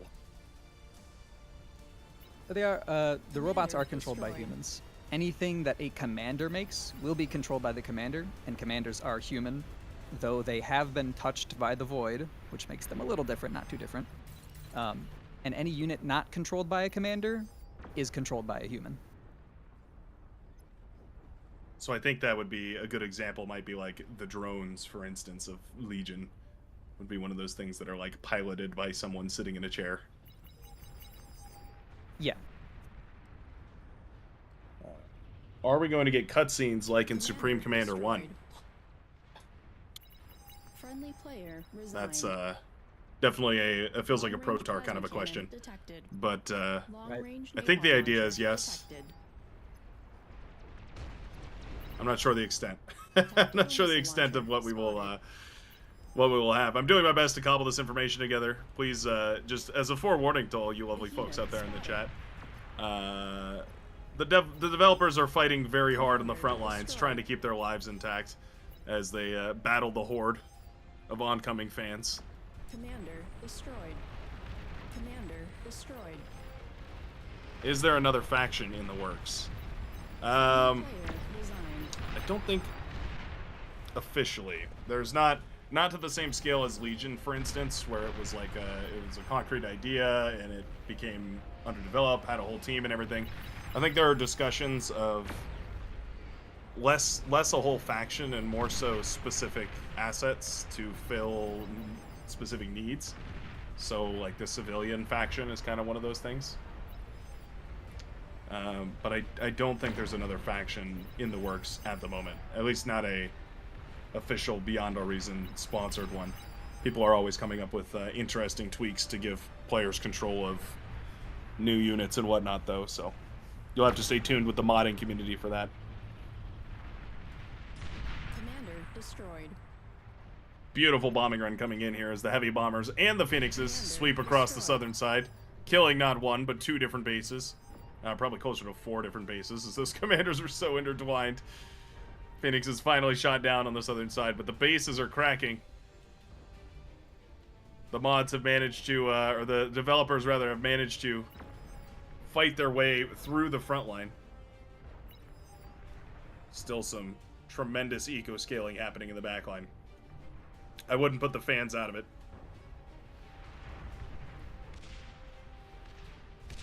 Why are Legion units so different in their style? Very industrial and mechanical looking, while others look very alien-like. A lot of that comes down to the style of Legion being designed semi-independently. Legion was designed sort of from the ground up, Units under attack. with emphasis on certain traits. And part of that meant that they took on a very distinct, very characteristic look.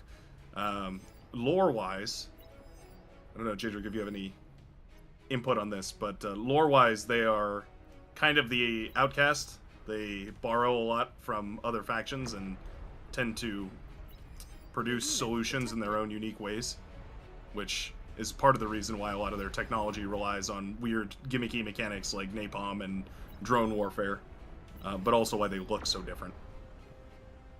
Yeah, you pretty much got it. It's Core and Cortex and Armada kind of dominated the known galaxy for most of the history of the timeline, and without revealing too much about Legion, they're kind of pushed out. So they just took a different path with their tech, so to speak. Commander destroyed. And that gives them their characteristic shine.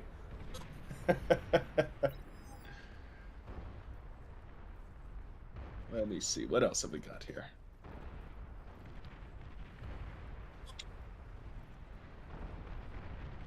Do devs use AI when programming or not much? We talked about that a little bit earlier. The overall emphasis is no. BAR has a fairly tight anti-AI policy in regards to things like fully autonomously developed code bases and things of that nature.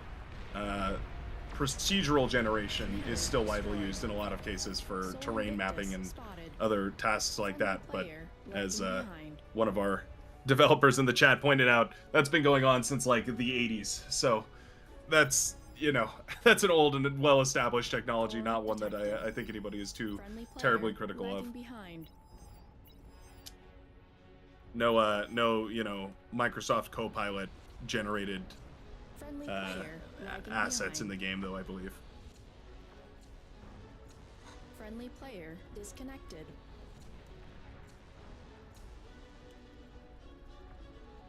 And yeah, the lore will be coming out in stages.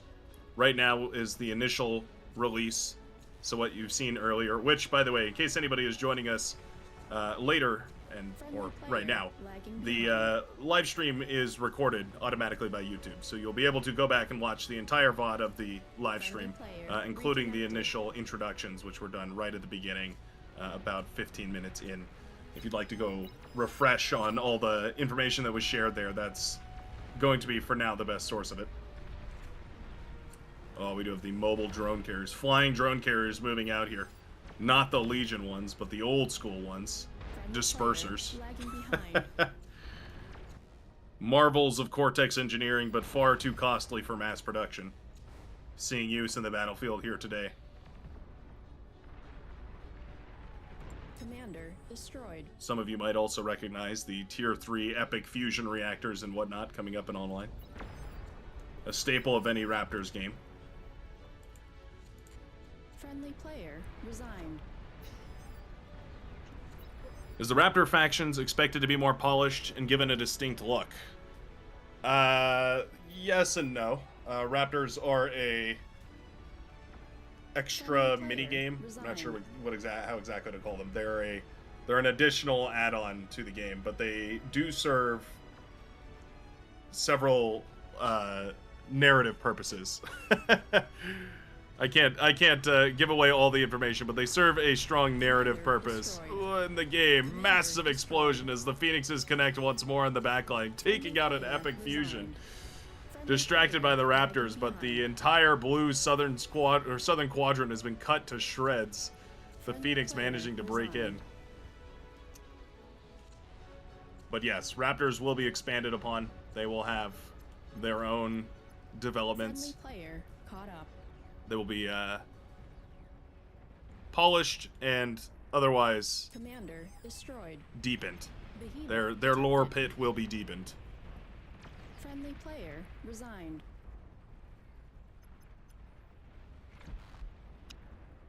Jidrick answering some Friendly questions in the player chat, but just for caught up. anybody else who wasn't listening.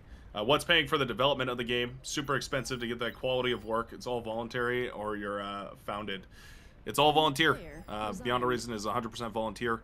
There is there are numerous different ways to donate, either via your time, your attention, or if you'd like to donate actual money. There's Commander links to all that. destroyed. No money's in it as of yet, though. Yeah, all these developers do it out of the love of the game and a passion that comes from deep in their hearts. And that's part of the reason why the quality is so high. Not because they're being paid for it, but because they love doing it. Commander Which is, destroyed. might seem a little bit Commander backwards, destroyed. but it ends up working out nicely, as Bar is a testament of. The second eruption of the Forge. Something dwells. There was a question earlier on about whether environmental effects were going to be taking place. Your Commander answer has come. destroyed. As the volcano once more roars to life, Disconnected. spewing meteors out into the distance, sending them cascading across the battlefield today.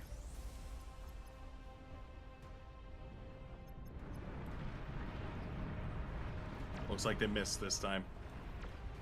A small taste of what's to come as the environmental effects are developed, and this is an area that is ongoing and going to be very, very aggressively maintained.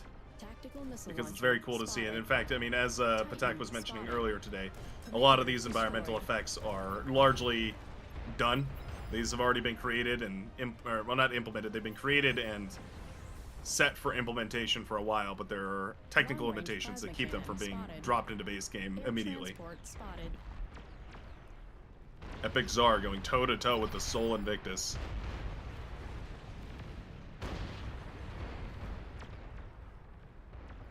Commander destroyed. Massive explosion in the backline here as well. One Soul Invictus cracks the defenses, manages to chain react the Aegios.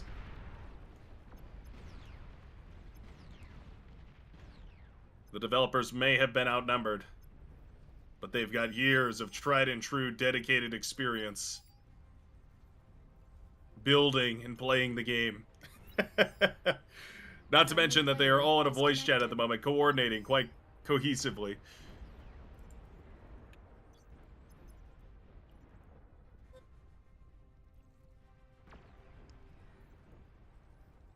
Are you planning on keeping / using the fire mechanics and units?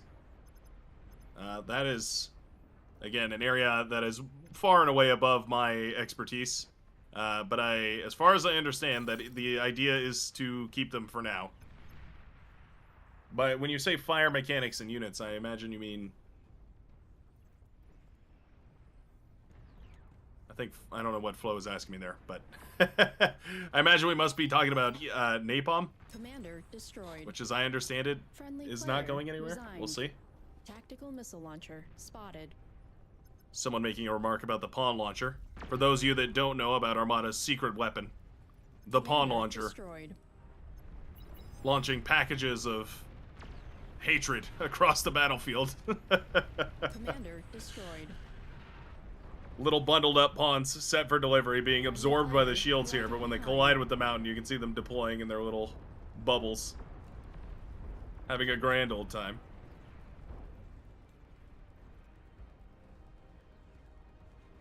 Friendly player resigned. I meant like the fire RT, Player like caught the up. napalm mechanic, fire on the ground, etc. Just because I'm Units not a under big attack. fan of it. The napalm is constantly under discussion. Currently, the way that napalm works is it can stack up to twice, and I believe it Friendly does player 60 damage a second. So it can do up to 120 damage a second if you're standing in Commander 2 puddles of destroyed. napalm. It's one of those areas that the Legion development team is always actively looking for a way to balance so that it feels fair to play against, but is also fun to play with. Napalm punishes a rare resource in Beyond All Reason, one that many players struggle with, and one that is not easy to obtain, and that is APM. Napalm directly attacks your ability to micro. And for those of us like myself that are not high APM gamers, napalm can feel extremely oppressive. Long range napalm launcher spotted. A lot of the lore is intentionally obscured, hidden for the purposes of being fun to find and discover. If you're excited today, then you're on the right track. There will be much, much more to come. As was mentioned earlier, again, I'm quoting what was mentioned earlier a lot just to remind people that they can go backwards in the video if you're especially watching on YouTube. I believe the Twitch VOD will be there as well, but the YouTube is just convenient. You can just rewind straight off the YouTube and go all the way back to the start where you can watch the exact beginnings and see exactly what was handed out. Air transport detected. Epic dragons flying overhead here. Trying to melt apart Friendly any of these player epic timed czars out. coming through. But the southern side has been cleansed by fire.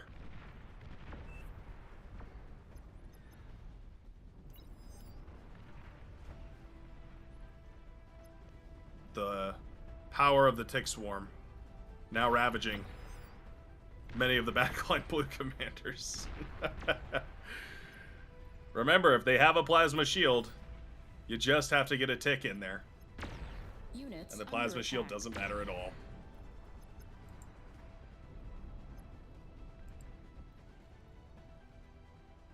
Mega Aphis coming online.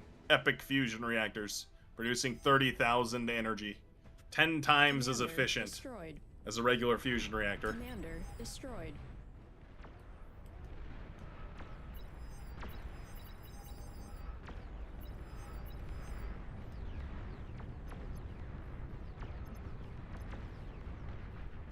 Commander destroyed. Epic dragons casually floating their way across, firing heavy anti-air ordnance to protect themselves and their heavy laser beams to ravage everything on the ground. Commander destroyed. Commander A destroyed. massive explosion in the northern Friendly quadrant. player Ah, mounted here we behind. go. As the Aphis chain react, the epic Aphis fall, everything Friendly begins to player cave. resigned.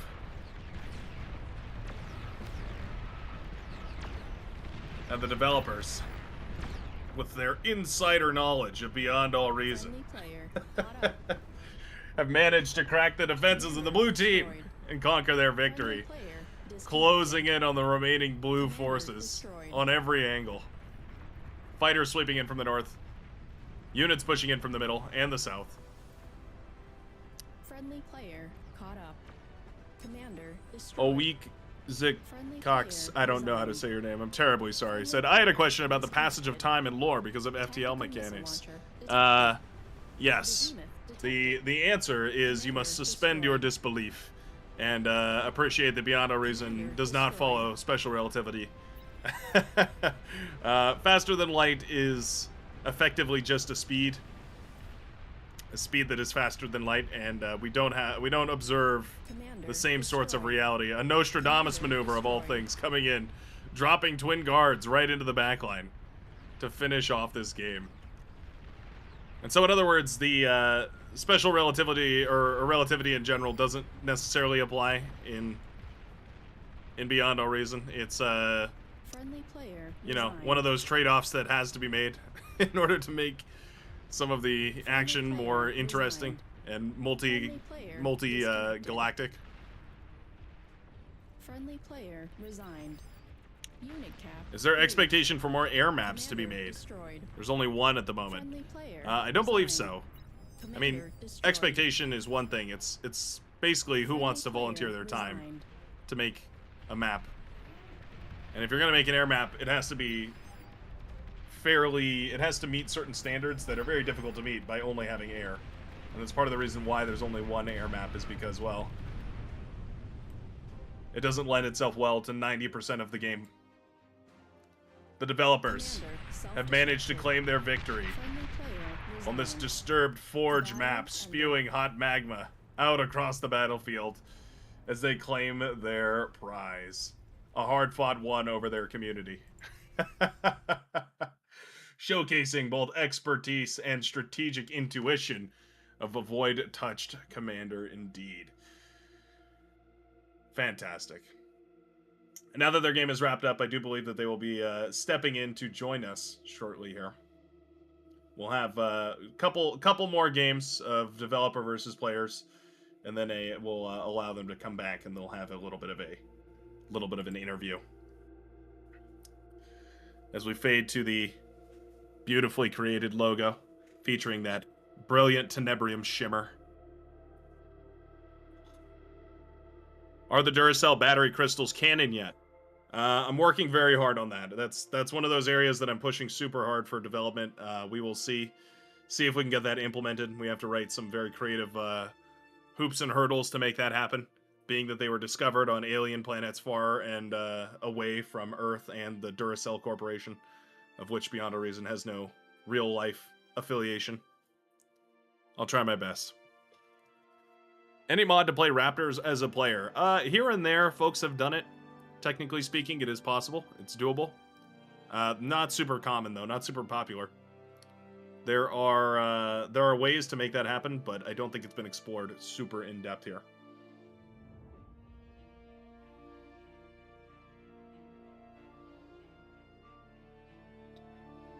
A lot of folks passing on big thank yous to the development and the volunteer devs, everybody else who contributes, all the contributors. Absolutely a tremendous thanks goes out to each and every one of them.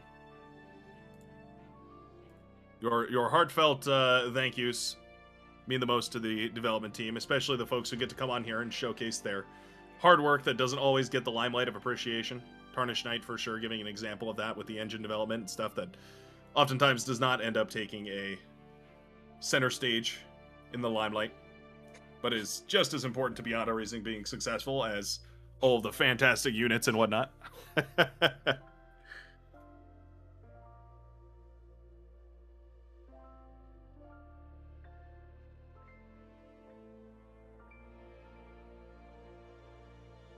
Such a fancy waiting screen, yes. Well, with the new lobby system coming online, eventually you won't need a waiting screen whatsoever.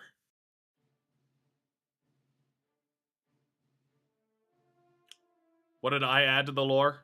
My additions were very minimal. I've made several adjustments to things, and I've begun to work in the Legion lore, but I'm still far and away from contributing on any scale comparable to some of the other folks that we met today.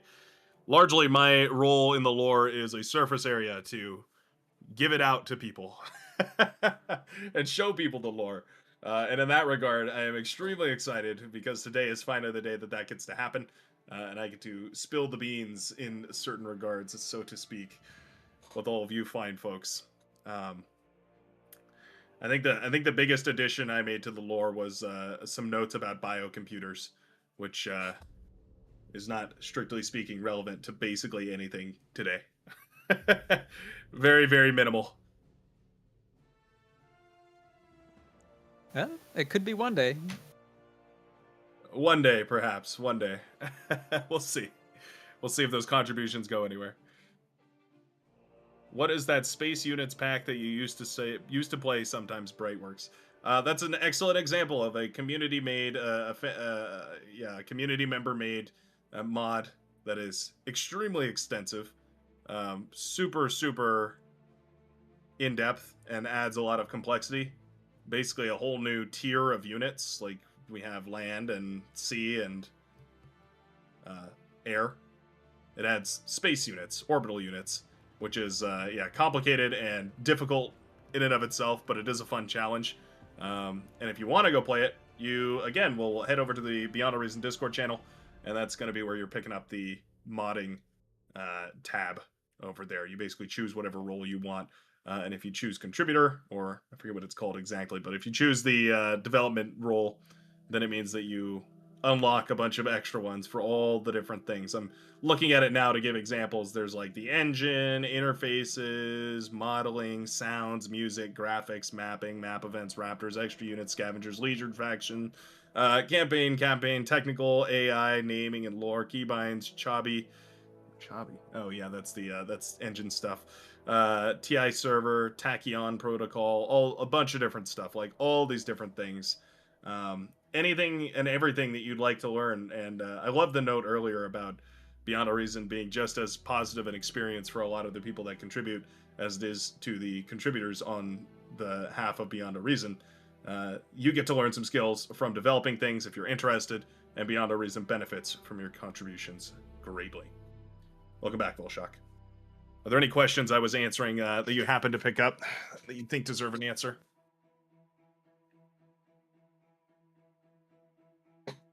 No, sorry, I had just joined just because I was going to try and play in the dev lobbies, but I'm on my work laptop, and let's just say it struggled. It looked like a intense battle for sure. This next one does seem like it's gearing up to be quite spectacular as well, though. Going to be played on Ancient Bastion, a map famous for bold and heroic last stands. There was a question, and I don't know what the answer is in terms of how much is being released today, but there were questions about Legion ideology and how they are distinct from Armada and Cortex. I don't have an answer for that can be revealed at the moment. Okay. I must apologize. They are distinct, though. I will say that they are very distinct, and they are far more. Well, yeah, I can't. We're getting into spoiler territory, and there's a few parts of that need to be ironed out, per se. So, of course, we're not going to share anything yet. They are distinct, and we'll leave it at that. Another question came in. So, what's the deal with Legion lore? They're the faction I'm most interested in. Everyone wants Legion, to know. Yeah, Legion comes about during the campaign. So just know that Legion is a large part of the campaign. There were also questions about whether Raptors and Scavengers would be a part of the campaign, Commander. which I believe you said yes earlier. Right? Yes, they will definitely be a huge part of the campaign. Jadric is here. He can answer these questions too. Right. Yeah, we were discussing it earlier. The other burning question was, is there a timeline for the world map, the universe map, and a lot of the rest of this coming out? I think 24 hours. That's actually a Protar and Patak question. I'm just a yapper I and a think writer, 24 hours. It should be out, yeah. Well, there you go. That's very soon. My guess was shortly. 24 hours certainly seems that way. Excellent. I'm trying to think if there were any others that we needed a really technical answer to. There was some questions about the distinctness of factions and how if Armada, Core, and Legion were going to become more from their weapons and their designs and everything, we're going to become more distinct from each other than they already are. because would of you the like to lore. handle this question? Let's just say that yes, but Proto can give Yes. you details. Yeah, Say they will be very different. Yeah, I would also say like they will still resemble the old factions, of course, to an extent, but making sure they are distinct and tailored towards the lore. Yes, they will be very distinct, and I think there will be a lot of unique aspects to them visually that people will hopefully like. Yeah.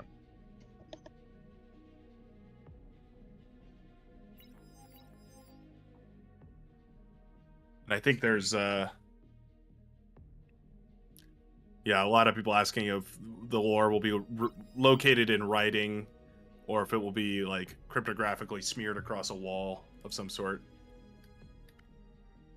So What- I will say originally we wanted to do these like crazy treasure hunts where we put everything in faction script and you're like going to various parts of like the bar website to like uncover things, and we were like it'd be really cool, but the truth is that our time is better spent trying to get the campaign going. So most of what you see is just going to be written stuff. You know, you can go through the galaxy map, check everything else out there, but just in the interest of actually getting important stuff done, we kind of had to curtail our initial lore launch plans. But I would say the majority of it is just in writing on the galaxy map. When unit descriptions come out, that'll be a thing. There's a lot of other kind of player-facing visible lore things that'll be rolling out, probably in the coming months. Awesome. Yeah, people were the other burning question kind of came up a couple times was like, how is bar lore related to Total Annihilation lore? It isn't at all. So, without getting into too many details, let's just say that TA we wanted bar lore to be a standalone lore because apart from TA, right, we have a third faction, we have raptors, we have scavengers. None of those things were in the original Total Annihilation lore. Also, TA as an IP is owned by a company, and bar is a volunteer project. So we don't ever really want to put the project, or we as writers, when I'm saying this, never want to put the project in a position where it would end up in a legal battle that it doesn't have financial Battle resources started. to fight. Yeah, that makes sense. Oh. This match appears to have been flipped on its head. I was expecting the opposite here. It is actually the developers that will be besieging the community, trying to attack Yeah, into their fortress. I told the boys that they have to attack, and very fiercely, for every time somebody asks for a Steam release date. So I guess that's the reason why they are attacking in Oh, they're pure gonna be- fury. This is going to be some hatred coming out today for sure. Some pure unadulterated rage from the developers. with the whole heart of their roadmap, they will be attacking right now. Interesting. Okay. Well, this will be an excellent showcase of exactly why units tend to be better than structures in Beyond All Reason. For all the noobs out there. Oh, there was a question about whether the campaign would be more focused on a new player experience or whether it was going to be more of like a coaching for skill expression. I'm paraphrasing More of from a new memory here. player. Yeah, it's more of a new player experience thing. The campaign is not training for multiplayer, right? So the thing that we say is we want to introduce mechanics and we want to show mechanics, but we don't want to force the player to optimize in terms of, you should never need to have a heavily researched BO on some map unless you're playing in insane challenge mode. That makes sense. I remember the the scenarios constantly breaking because things would change. Like I think when they did the big capital ships update that made the what is it called, the Black Hydra and the Epoch different, hit a little bit harder. I remember they had the weirdest like breaking there. Yeah, so that's just one of those things where we talked about we probably end up doing like some sort of development freeze and have a separate sort of single player branch where just so that the single player experience can be done, can be shipped, you kind of don't have to worry about it, and then multiplayer balance and other changes can be done freely without worrying about their impact on the single player campaign.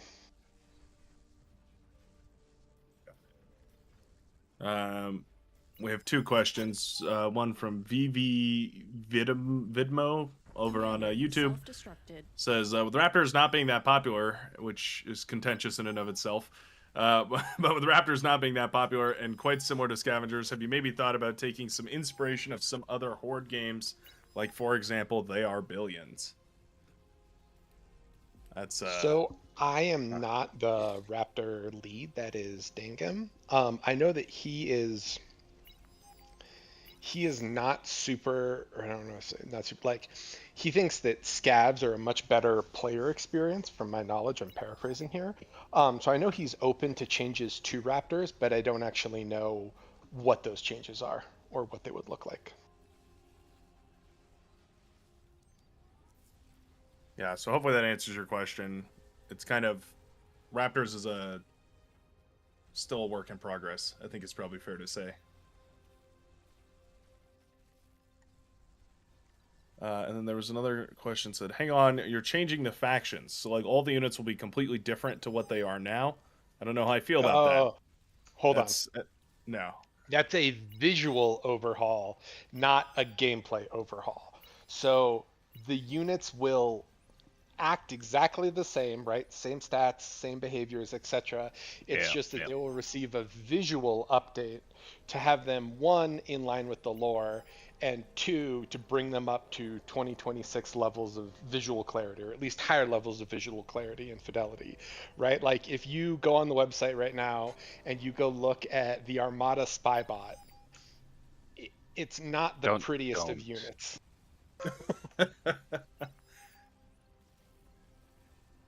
Yeah, it will mainly or almost exclusively revolve around visuals. There's not much or any interest in touching the delicate nature of balancing that is established. So yeah, it's not like we're throwing everything out of the window balancing wise, but mainly like Vulture pointed out, trying to iterate on the visuals and improve on these things, because quite some stuff, if we are being honest, looks quite outdated, especially with Armada. Yeah, so no balance changes. Things are just going to look a little different, basically to align with the design philosophies of the houses of the respective factions that they will be coming from. Could you give some examples of some of the different units that would come from some of the different factions? I know you'd given like a little bit of it earlier, but maybe that'd be fun to elaborate on. Whew, that's a lot. So hold on. Maybe not all of them, but just a few. So if we're talking about Armada is divided into three main factions, right?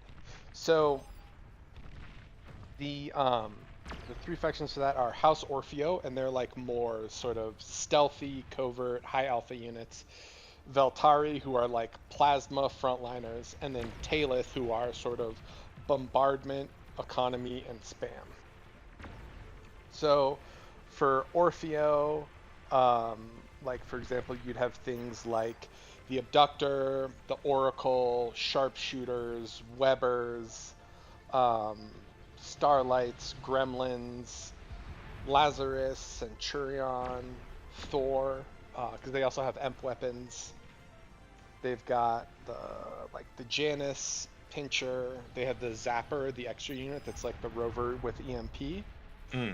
And then if you're looking at Veltari, these are like more of the frontline people, or like frontline and plasma. So that's like Fat Boy Gunslinger, Welder, Bull, the Turtle, Mace, Pawn, basically all the stuff that wants to run at you.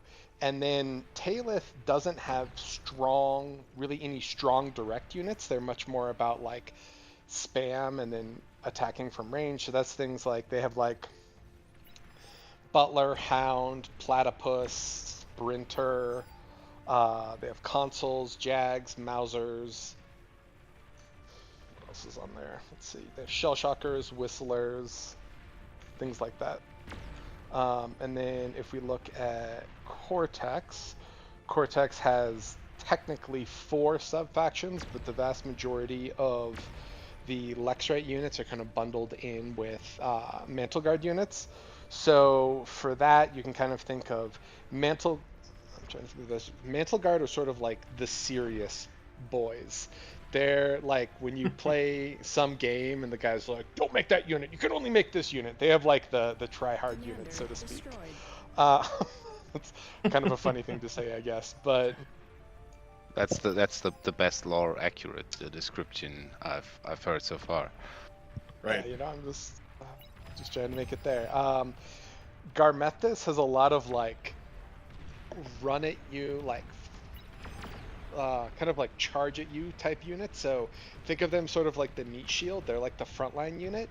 So that's a lot of things like sumos, like behemoths, like mammoths, like all those units that are just like, we're gonna charge at you, right? We're gonna wrap ourselves in the faith of the Allfather, and you know what? Whatever happens, happens. But we're gonna march forward and we're gonna claim victory. And then Karam's Horizon is sort of like all the weird stuff that the other 2 factions don't do. That's them. So they have like the all-terrain people. They have like ducks and termites. They have specters. They have fiends. But I'm trying to think of special units they have. Like they have the Forge and they have the Torch, like the special builder units.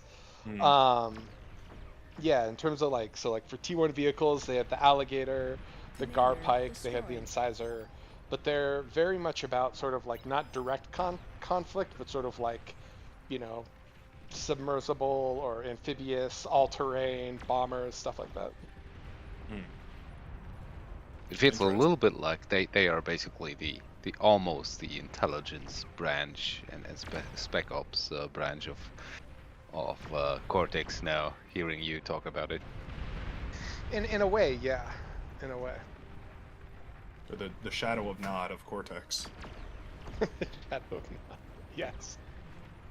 I can't help, whenever I get into the lore discussion, I can't help but think of the good old-fashioned Red Alert days with the cutscenes and everything. Actually, there was a question about cutscenes that jogged my memory. Are there plans for any cutscenes similar to, like, for instance, StarCraft or Red Alert or any of those other RTS titles? So we had interest from an incredibly talented and I'm not sure where to describe it, like high skill, like well-known, established cinematic team. We would love to have them, and that's something that we would plan to do. But we need things like new models. We need all sorts of other stuff done first, and then yes, in a perfect world, we would have them, and they'd be an awesome part of the campaign and like an intro video, etc. Awesome. I think Brightwork was talking about like cutscenes compared to or versus like cinematics. So I think what you hinted at was more about cinematics, I would guess. Yes, I was talking about cinematics.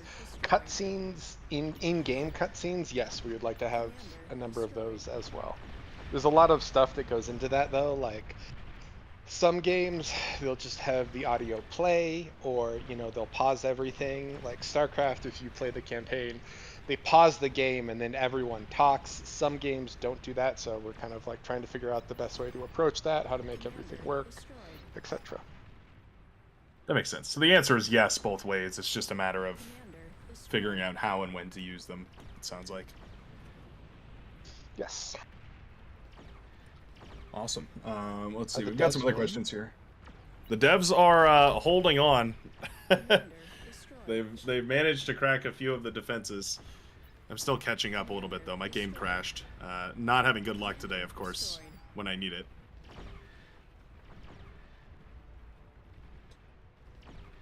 Those epic termites. Who would those belong to? I would actually have to look. I'm pretty sure they're Karamite though. They're from Karam's Horizon. Let me investigate. There was a question that I think was a joke, asking, what about a 70v70 air-only duel on a Steam Deck? Is that possible? And, well, I think that would be hilarious. I think the real question here is, what are the plans for Steam Deck integration? Which I don't think this is You the can proper play- team for, but... You can play on it though. Deck Commander played on it and he got to like 40 OS. So it can be done. Are we gonna officially support it and recommend that you do it? No, I don't think so. But it's possible. You can say that. Possible. Indeed, It's like running... we have talked, but we aren't going to do it. Two of our admins have Steam Decks, so we will support it somewhat, but more like as a desktop experience and not really for a joystick experience. Because if you have to build in support for joystick support, it's a real whole another game. Basically, Oh boy. the automation you need is so much more. You can look at Age of Empires; they have support really well, but it would take a long time to get it. So maybe, possibly Commander destroyed. sometime, but not planned really. I was going to say, I feel like the only joystick compatible RTS I've ever really thought about was Halo Wars. Those old games. Yeah, not a lot of not a lot of joystick. I mean, I can't imagine playing on a joystick. That just sounds horribly uncomfortable. This question says, Brightworks lore question. Do you know what started the conflict between ARM and Cortex? I do. Have we revealed that yet? I'm not entirely sure. Have we revealed that? I don't know if we have. Isn't it like So Armada got better food? Or something? close, very close. The current Severance War stems from the end of the Severing and essentially the shortage of FTL fuel. So basically, we used to have a surplus of FTL. Everything was hunky. And long story short, there's something called the Sundering, where we make a massive mistake and explode this tenebrium refinery around a black hole. And the end result is that tenebrium now becomes scarce. And I'm kind of simplifying things, but built out of the sort of aftermath of that, war reignites and becomes very serious. And Armada had better food. Yeah, the whole conflict stems around tenebrium, which I know for sure we've definitely explored that. Correct. It's kind of impossible to not talk about tenebrium if you want to talk about the lore of Beyond Our Reason, which is like, I believe someone made a very, it's probably Patak, made a very, very science-driven explanation for what tenebrium is and how it works. God, yeah. And yeah, suffice it to say, greater minds than I have thought about this very hard and how it all works. But all that really matters is that it's the magic fairy dust that makes your ships move really fast. That's right. Commander destroyed. Let's see. Other question, and that's what everyone's fighting over. Other question was, will naval ships be getting significant visual changes? Yes, so they will be. Another component of that is that there's engine work that may or may not change naval ships. So right now, for engine reasons, ships kind of need to be square. So if you've ever looked at, bar ships and been like, why do they kind of look like toys? A component of that is because for, I think hitboxes aren't an issue, but their move depth is an issue. And so they need to be square. If that were to change, which would have balance implications, then the ships would, become thinner. But for now, yes, they will get visually overhauled, but it shouldn't affect balance unless those engine changes go in and the balance team says, yes, we can have longer, kind of narrower ships. Destroyed. I had never even realized that the ships were square. Yeah, It's they the strangest thing. Flores can probably answer that. Is it because of, is it move depth or is it their collision? It's Yeah, one of basically the two. it's the move depth because pathing is no RTS uses squares. I mean rectangles instead of squares. So Huh. very expensive to do so, or very buggy to do so. I'm not tarnished, so I can't really evaluate too much about it. Yeah, That's I just really know interesting. someone was working. I want to say, I can't pronounce his name. Athantheus? How do you say his name? He was working on it, but I don't know where he is. So he would be the person to answer that along with TK. Well, we have Ano- talked about it with TK, and he said that's not going to happen. Okay, well, I take it back then. You're not going to get rectangular ships. They're all going to be square. I'm sorry. But yes, they will be part of the visual overhaul. They will change in shape, or they will change in color, but they will not change in shape. It will still be a square. For reasons. Let's see. Another question that came through here. Is there going to be an update to the Calamity and Ragnarok to make their function more diverse, similar to how a Starfall shoots in bursts? Not to my knowledge. That would be a very large balance change. If that happened, I don't know. I haven't ever heard of anything about that. Yeah, as far as I know, there are no changes. I know that some people would like to see more differentiation between Core and Armada in terms of playstyle and units, because many units are similar but slightly different, as sort of like the mace and thug type thing. But as far as I know, nothing is on the table for that. Okay. Destroyed. Not so serious question. Now that we've confirmed playing Armada is unethical, will people that play Armada all the time be publicly shamed the way they should be? So absolutely, 100%. There will be dev support for public shaming and other bad things. I'm not even sure where to go with that, but yes, for sure, definitely happening. It'll be part of the report system. You can just at the start of the match report teammate for throwing morally by playing Armada. Armada is just as viable competitively. You I mean, just that already sacrifice happens morality. when you open Arm Air. So we wanted the game to reflect. We wanted the lore to reflect the gameplay experience. That makes perfect sense. Yeah, it's a two-way street. The game and the lore work together to define what's right. The balance writes the lore. Okay, and a serious question here is: any suggestions on how to overcome the anxiety of actual playing of the game, and not just watching a lot of matches? I would say, well, there's a lot. I would say ignore OS, try to have fun, and more than anything else, don't worry about what everyone else is doing. Just focus on your own gameplay, because at the end of the day, if you play 8v8s, right, you're one of 15 players.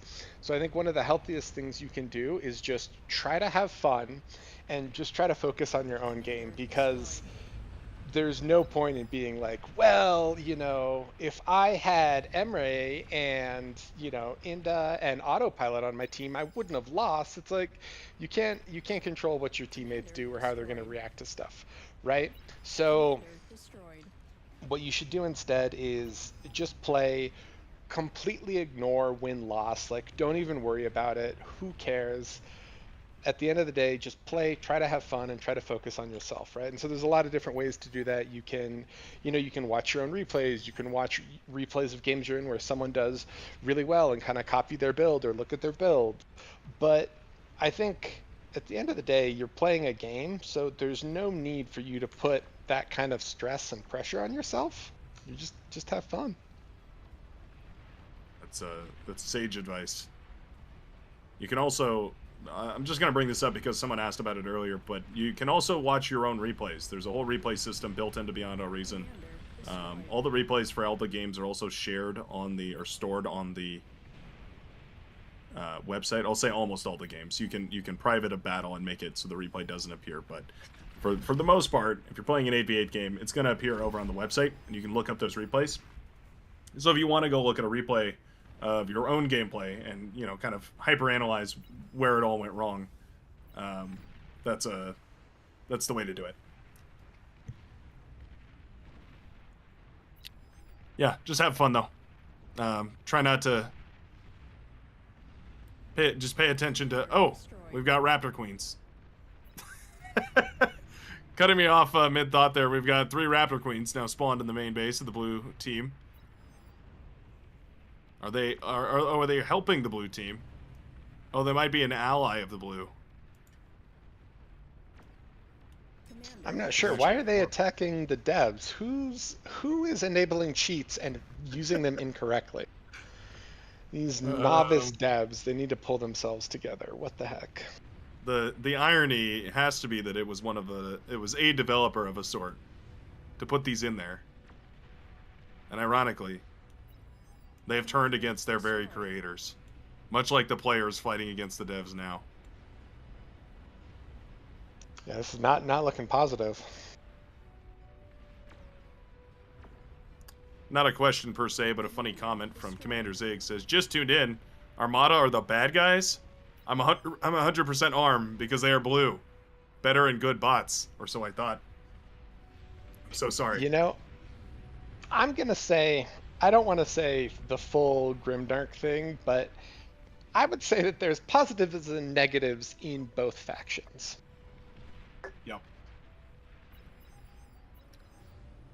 There is a little bit of gray area that everybody stays within. The Queen really taking a beating. Looks like the developers have managed to shut down at least one of them. Cost them a tremendous number of their Tyrannus floating in upper atmosphere.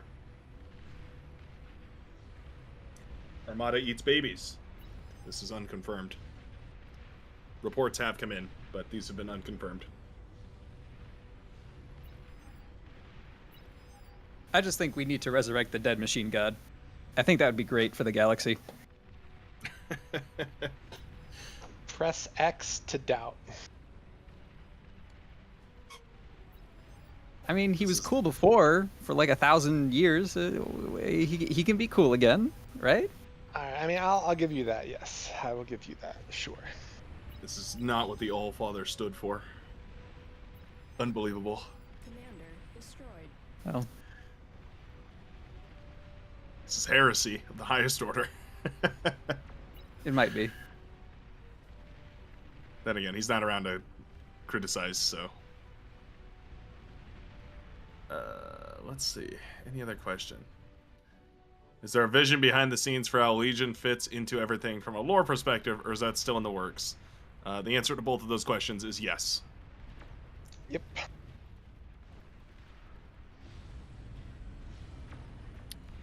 Wait, where is Blue Team getting 1 million metal a second?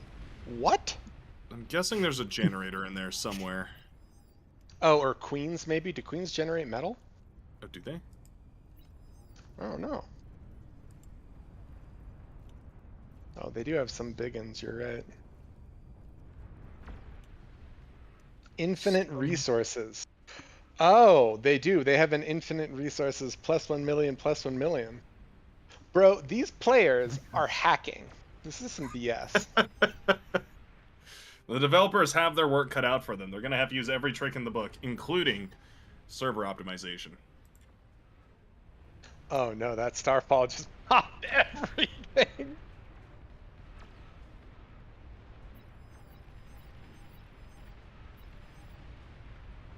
Wow. It's like a constant waterfall of starfall projectiles.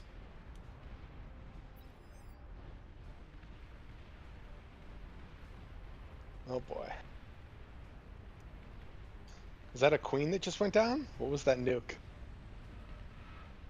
I believe that was the entire red base. Ah. Jinxer. Rename team. Not having like a this cash money Jinxer. moment. We have nuclear silos saving and stockpiling in the back corners.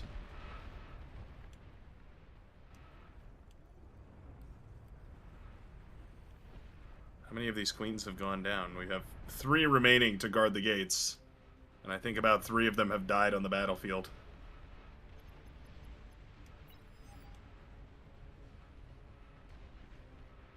The blue team definitely feeling a little boxed in here, though. They need to find a way to make a push.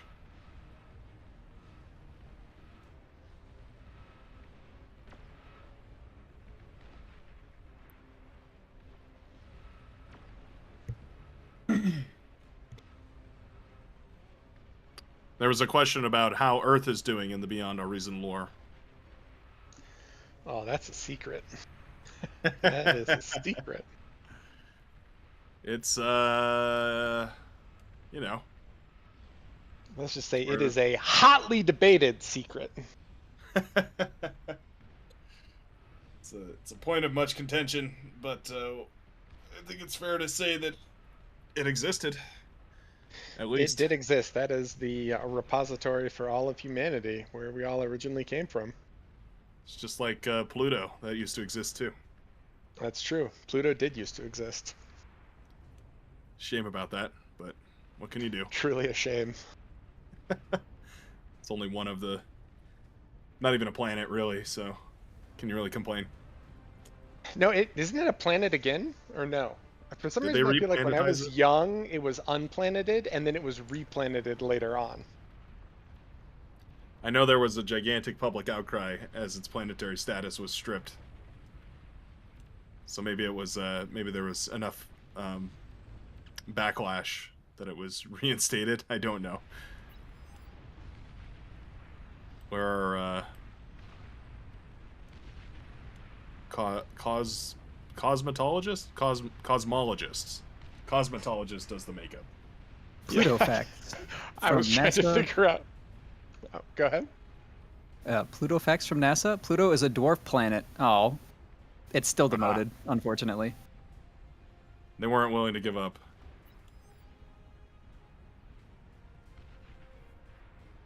My favorite are the Tyrannus flying through the Starfall and taking 15, Massive damage. 20% damage. Yeah, from the rain of projectiles coming down. I don't know if it was fixed, but one of the funniest clips I've ever seen was this Fig that was just on patrol, and it caught a nuke in the air, like the nuke was flying and going in, and it just like anti-nuked it. Oh, wow. That's impressive. I wonder if there's tech there. I wonder if you could sufficiently fighter screen your base that you don't need anti-nuke. I want to say it was fixed, but I honestly don't remember. I like to imagine there's a story around the barracks about that fighter pilot who made the ultimate sacrifice. I mean, absolute legend for sure.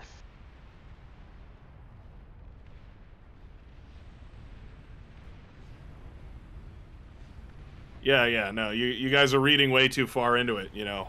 I'm just saying that at one point Earth existed. Its current whereabouts and the current date and time, unknown. To you.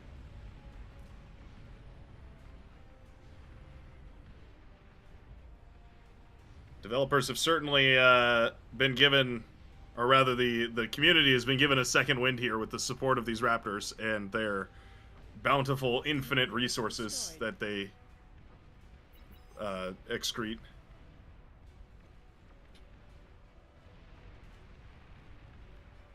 I do love the epic Tyrannus. What a beast. I feel like the Tyrannus looks more like a spaceship than it does look like a plane. So apparently it has been fixed, and you can't block them with figs anymore. Oh, bummer. I do remember an old glitch where you could target an enemy unit that was moving towards their base, usually a fighter, and it would... Oh, yeah, and you could, like, attack dodge the anti-nukes fighter. with it, kind of? Yeah. Yeah, it would, like, for whatever reason, it would try and attack where the unit was going, so it'd predict, and it would fire forward. And when it did that, it wouldn't trigger anti-nukes. So you could slip nukes past anti-nukes just by running a pawn at somebody's base or something and then targeting it with your own nuke. Very fun. Not tech. That's a bug. Commander self-destructed. Commander self-destructed.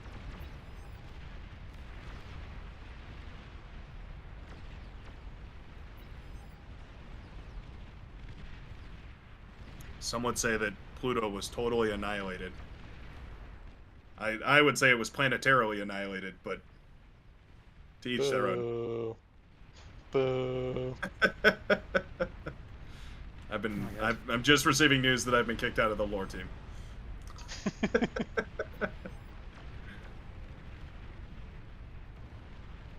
We've got quite a spawn of epic tumbleweeds rolling out of the southern side. This should be very interesting if these ever make it anywhere.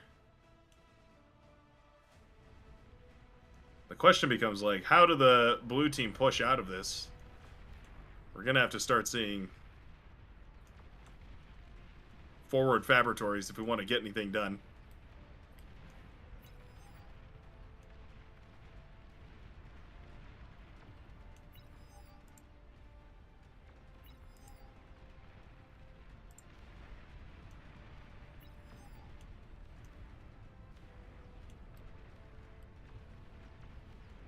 They're making a push with the Tyrannus, though.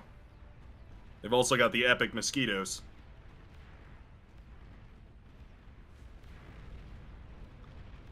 Very Dune Ornithopter inspired. You can boo all you want in the chat. I know I was right.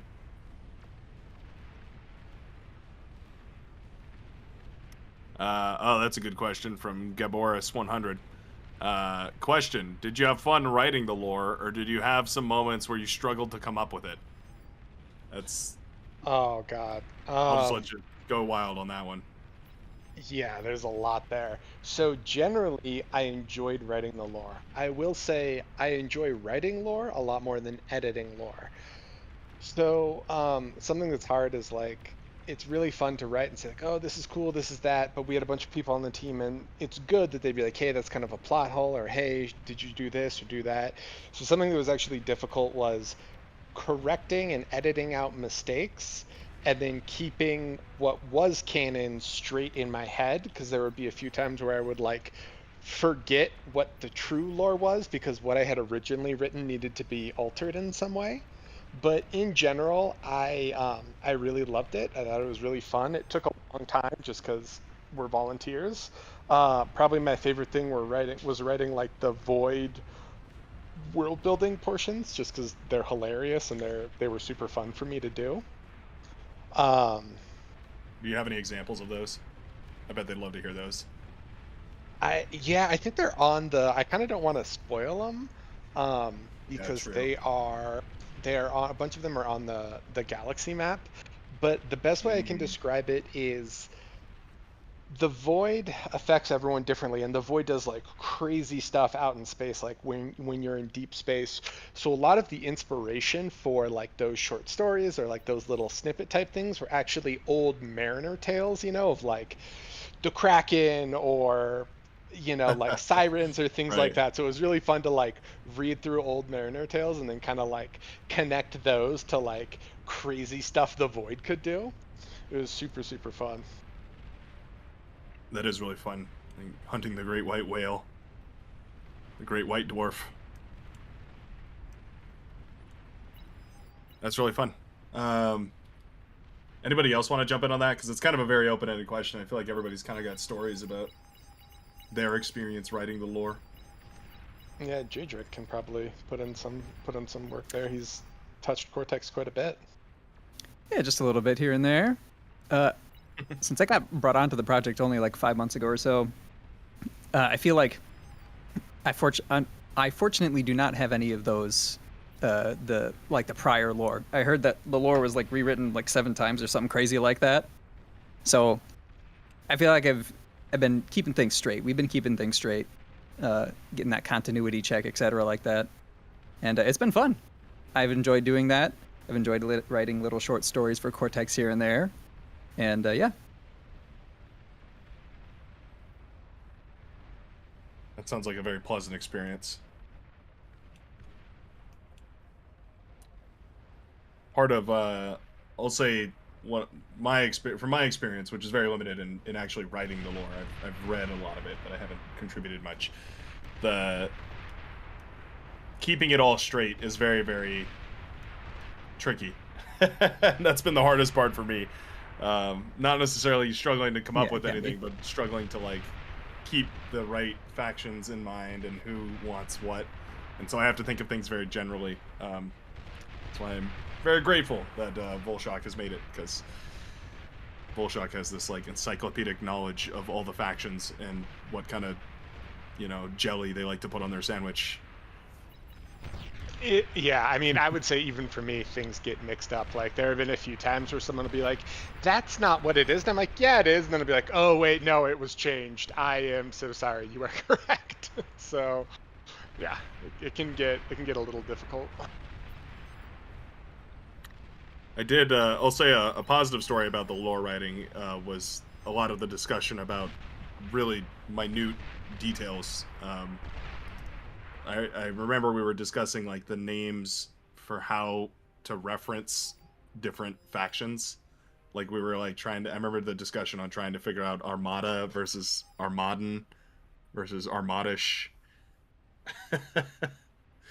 Those were some of my favorite discussions, because they were ultimately came down to a decision by Volshock to just go a certain direction, which you had mentioned earlier today about how like sometimes there's no right or wrong. It's just you have to make a decision and just stick with it.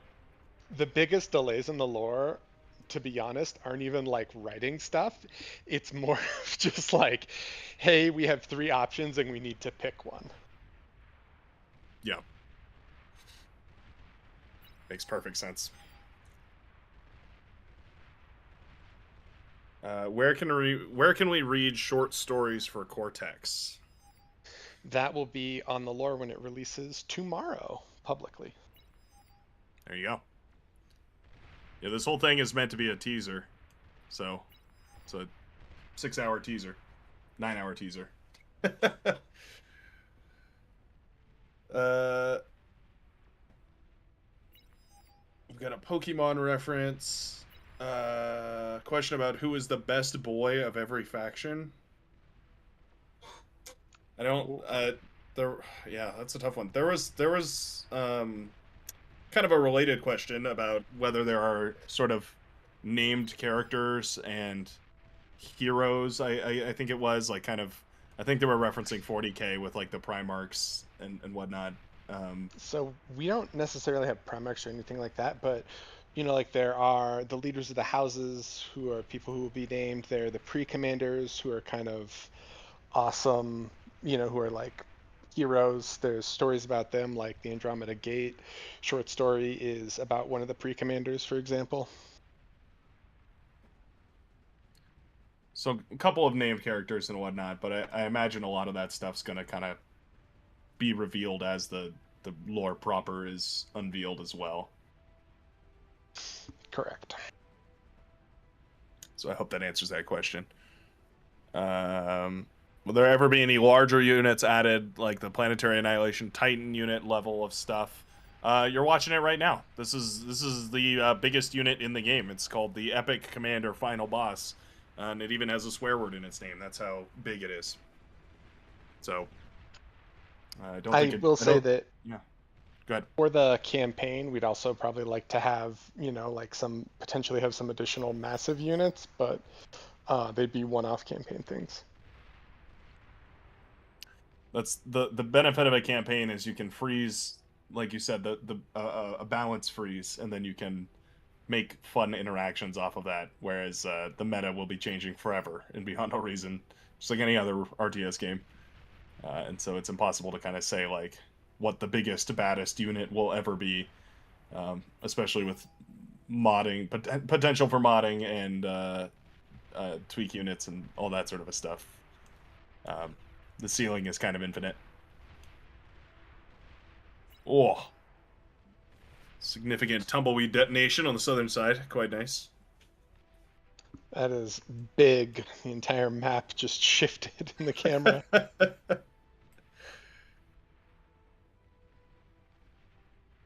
Yeah, terrain deformation really killing it today. It's a tough world out there. All right, team. I think I'm gonna hop off. I got some stuff to do. Been here for 6 hours or something. So I just want to say thank you for everyone who tuned in. Public lore should drop soon, or will drop I think tomorrow. And yeah, I hope you guys enjoy it. And that's it from me. Thank you very much. You've been a Thank you, tremendous treat Bolshak. to have on here, Bolshak. All right, see you guys.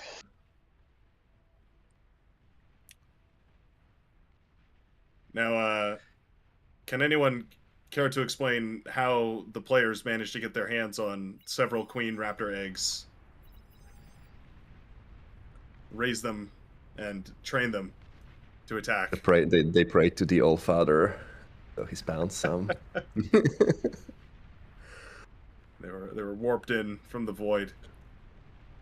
There was some questions about how the void affects people and whether it's distinct and beyond all reason or sort of nebulous. And I think it is kind of intentionally a little nebulous. Yes. Yes, there's a lot of mystery in how it actually works, and maybe we'll, figure it out as we go on with the campaign and to drop some hints here and there. But this particular aspect, and also, what was the source of Tenebrium and why it even is there and stuff, things like that are going to be, hidden and maybe discoverable at some point, or maybe not. Maybe this will be a mystery forever. So just to, sprinkle in some of those questions that will always be there, I think is a good way to keep the lore entertaining and engaging. Yeah. We were going over, we discussed that a particular nerd had decided and deciphered how Tenebrium worked specifically. Exactly. Yeah. Well, I came up with it originally, so I just had to have some sort of mental model because, when I'm building the Sphinx, I need to, there is a layer of physicality to it. There's a layer of actual physics in how it's produced and stuff like that. The Alcubierre drive, the warp drive, needs some sort of probably higher dimensional source of energy, because containing this amount of energy within any physical system in our 3D space is just impossible. You would create a massive black hole or whatever. Right? So that's why you need to have some sort of handywavium, so-called exotic particle or whatever it is, the tenebrium that allows for that, right? Yeah, and there's a lot of interesting stuff about it. It's for the nerds. Let me not spend too much time on. Yeah, that'll all be detailed to come. The exact crunchy specifications about how Tenebrium works and the way that all happens. But suffice it to say, a lot of thought has gone into it. Yeah, maybe a little bit too much as well. Let's see here. Will there be any more big battles happening? Yes, I believe the answer is yes. These will continue going on for quite a while. Yeah. So we are going to go off stream in a couple of minutes once this is over. Maybe I don't know. Like Brightworks, if you want to play another game or cast another game, it's still fine. We can drag it to however long you want, to be honest. But otherwise, we'll be hosting an after party, so there will be still a couple of lobbies playing those massive battles. There will be some wacky settings going on. Yeah. Probably throughout the whole night as well, right? At least, European night, because I know that OP Man is located in Asia, so he will be going there for the whole night. That's what he said, basically. So, but A night of party to celebrate 70K yeah, exactly. and the lore drop. Man, I'm so glad that we have finally made this happen. It's been so long overdue, and it's all thanks to the boys, Protar, Volshok nagging me to actually do something, because I was keeping it under the hood. I was trying to figure out something comprehensive, but at some point I realized, no, we need a team for that. We need a group of people who are going to actually work on the bits and keep it all consistent, because it's a huge universe. I wasn't planning for it to be this complicated, this complex and comprehensive at first, but I'm super happy about what came out of it. It's it's bigger than myself and bigger than any contributor personally, so that's what I love about this project. That's great. Yeah, it really is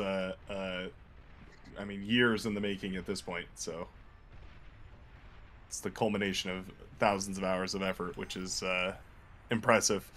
And again, entirely community driven. I feel like we've emphasized that a lot today, but people keep asking, like, who's paid for all this? Yeah. The answer is like love paid for all this. Let's see. Still got a lot of questions rolling in all the time. Will the campaign replace the scenarios or coexist? That's a good question. Will coexist. So yes, we still want to keep scenarios because they are quite a cool thing that we can also wrap, achievements around, like a separate sort of leaderboard for score, or at least a scoreboard for finishing the scenarios in given time. And it's a nice lightweight thing that is easy to develop as well, because it's not as involved as the campaign itself. You don't have to do the whole lore thing. You don't have to have briefings and so on, cutscenes. So scenarios, there are certainly staying, and we'll do some more scenarios as well. Put some scoring to that and make it more grindable, so to speak, and stand on its own legs. That'll be fun. It'll be we can have a speedrun category and like a least metal spent category. Yeah, exactly. Will there be separate unique campaigns for each faction, like CNC style? Yes, that's going to be. There's a like a training campaign, a introduction sort of like campaign, and then there's a arm core, and eventually I believe we're planning to do a Legion as well. Oh yeah. So there should be 3 distinct campaigns and then one to like show you the ropes.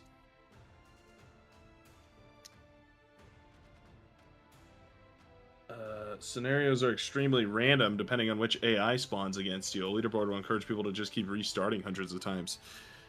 That's a good point. I imagine they would have to be redesigned on the back of whatever work goes into making smarter AI to make the campaigns more interesting. That's just my speculation, though. I don't know if anybody else has any thoughts on that idea. It is a good point.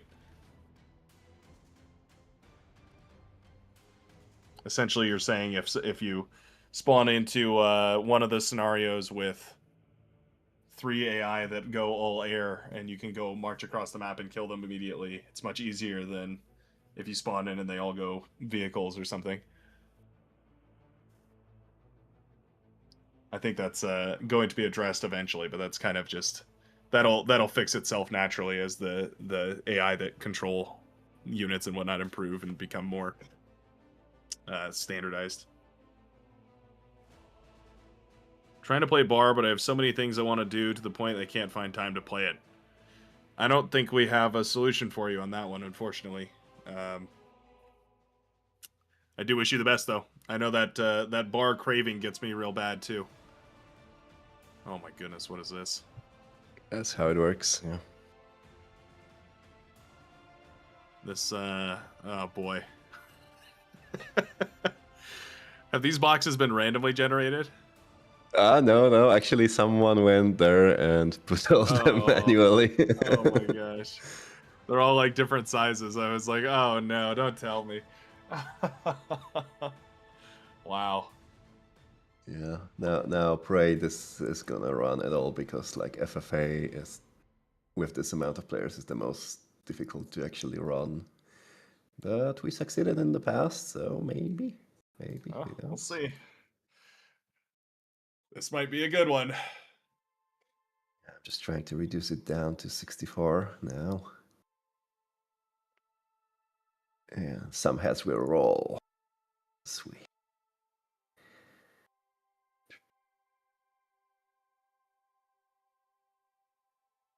Yeah, Autopilot is asking, how many hours of bar a day is a healthy amount? And how much is an unhealthy amount? You'll have to talk to a medical professional about that. I can tell you what the average is for a player, so you might feel, depending on if you play more or less, you can feel better or worse hearing this information. But apparently the median player plays 2 hours and 37 minutes of bar. This includes the lobby experience as well. Yeah, but it's pretty high for a game. I have to say, you're also counting people who just logged in and logged out, after a minute because they didn't see, Rotator or I don't know. Supreme. Well, I wanted to say that they will not Supreme. see Supreme, but they will always see Supreme. Yeah, the Lava Supreme. Right? That's funny. Yeah, that's pretty impressive actually for 2.5 hours on average per day. So we'll say, I'm not gonna say it's unhealthy to play more than that, but you're definitely an overachiever if you're playing a lot more than 2.5 hours a day. And if you're not playing 2.5 hours a day, you're underachieving, and you're gonna have to get those numbers up a little bit. Bright, who is your favorite cookie? I know the question you're trying to get me to answer, but I'm gonna say macadamia nut. It's probably my favorite. That's I don't have those type of cookies all too often, but that's probably one of my favorites. Otherwise, I'm kind of just a regular chocolate chip kind of guy. Macadamia are so good, man. Yeah, they've got a nice crunch to it and a very smooth taste flavor. Can we get an average hour per 10 OS tier? I think you're saying you want to see how many hours it takes for every 10 OS that you go up. That would be pretty interesting. I'm sure someone could put together the data on that.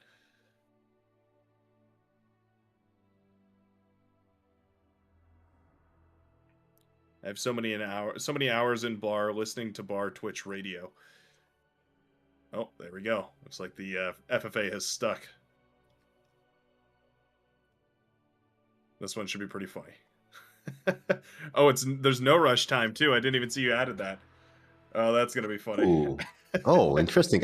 Yeah, I forgot it's on, but actually it might be interesting to use it. Since otherwise FFA, people just rush each other. It's gonna be very explosive for the first 2 minutes, and then 10 minutes of people ecoing in corners, and then another 25 minutes. Kind of wish those boxes were a little bit more even. Since they're all made in some of them are paint. touching, some of them aren't. I appreciate so much whoever went through and did the effort of manually. If they're in the room with us now, thank you so much. Is he in the room with you? Brightworks OP, please nerf. Really not. I'm just a voice on the other end of the screen. Most people don't like being on my team. It's pretty standard.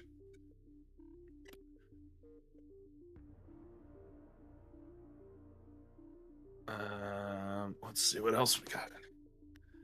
A healthy amount is yes. Correct.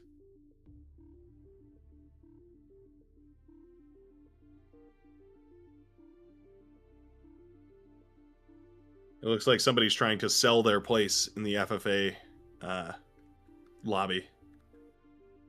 I think we might have to open a sort of like a Ticketmaster or StubHub kind of auctioning service at some point for these community events, so people can randomly receive their tickets and then resell them for 500% markup after the fact.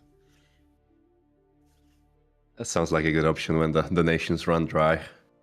We'll If have the servers start getting some sort of expensive. backup.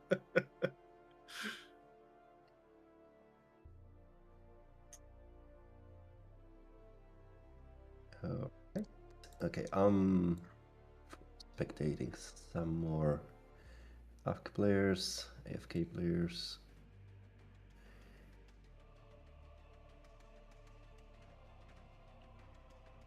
All right. Big fan of these new logos as well. Very much more visually interesting than the Aren't previous they? Yeah. A and C and L. You have no idea how long it took us to actually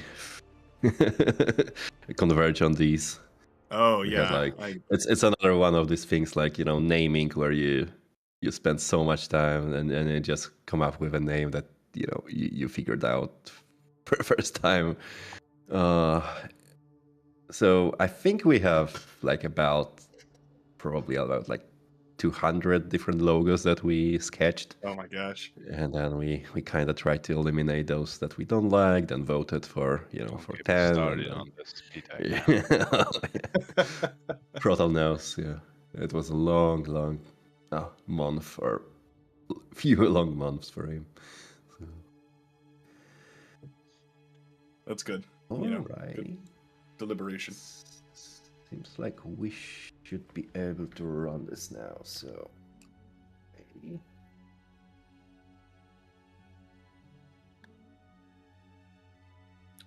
One day game will be too huge for these events. Or the servers will be just strong enough and we can just run 5, 6, 10 of these different servers all hosted at the same time. Yay! You never know. It started. Let's Wow. just now. I can't believe it actually pulled it off. There might be a team of 2 people. But we'll see. We'll see. One OP team, 200% advantage. Yeah. You have to run 4 start for this lobby, so sometimes you do it before the balance run is over.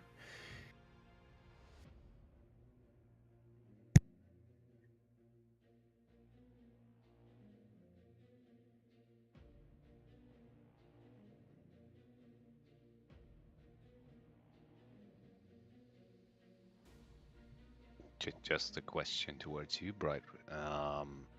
Where considering the lore, where would you see yourself aligned the most with which faction, basically? Oh, well, Yeah. I've got to admit, that's a tough question. There's so much nuance to that because all the little sub factions have their own little gimmicks. But personally, I've always kind of loved Legion as like the.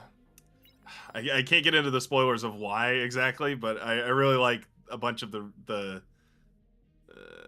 how do I want to say this? Legion has a very fun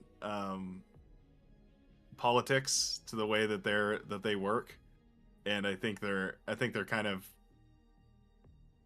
I've always had a soft spot for like swarms. For instance, in StarCraft, I always enjoyed the Zerg for playing as like the swarm of units, etc. And Legion drone warfare kind of calls to me in that regard.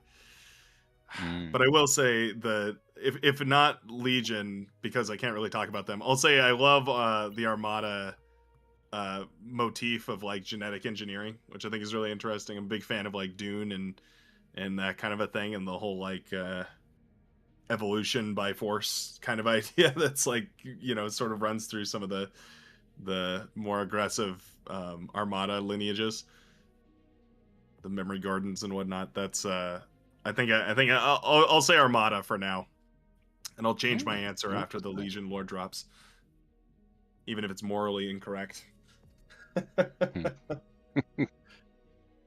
Just wanted to say you despise morality then, but yeah.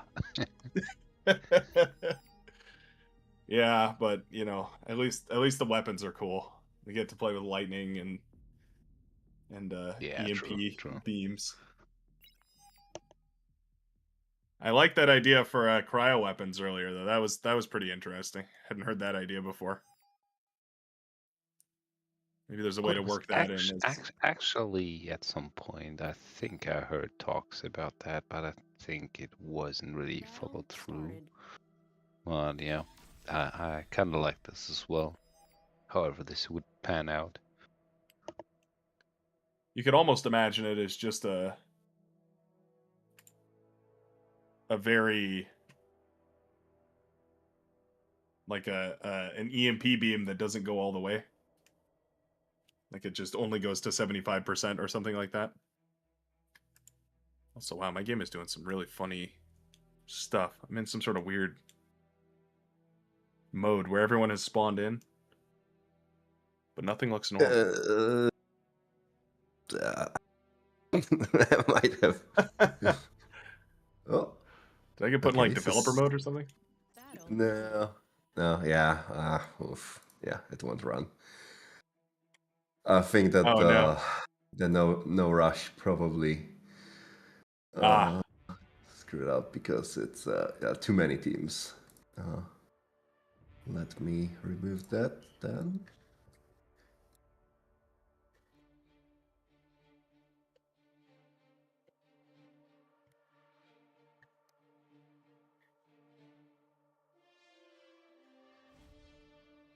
I've said it before, and I'll say it again. Sometimes on the edge of what's possible, things break. And you've just got to bear with it. We occasionally have to show the volunteer nature, so people don't get their expectations wrong. Sometimes I have the feeling that it's eventually things work, or occasionally You're things just on the work. bleeding edge, right? Yeah.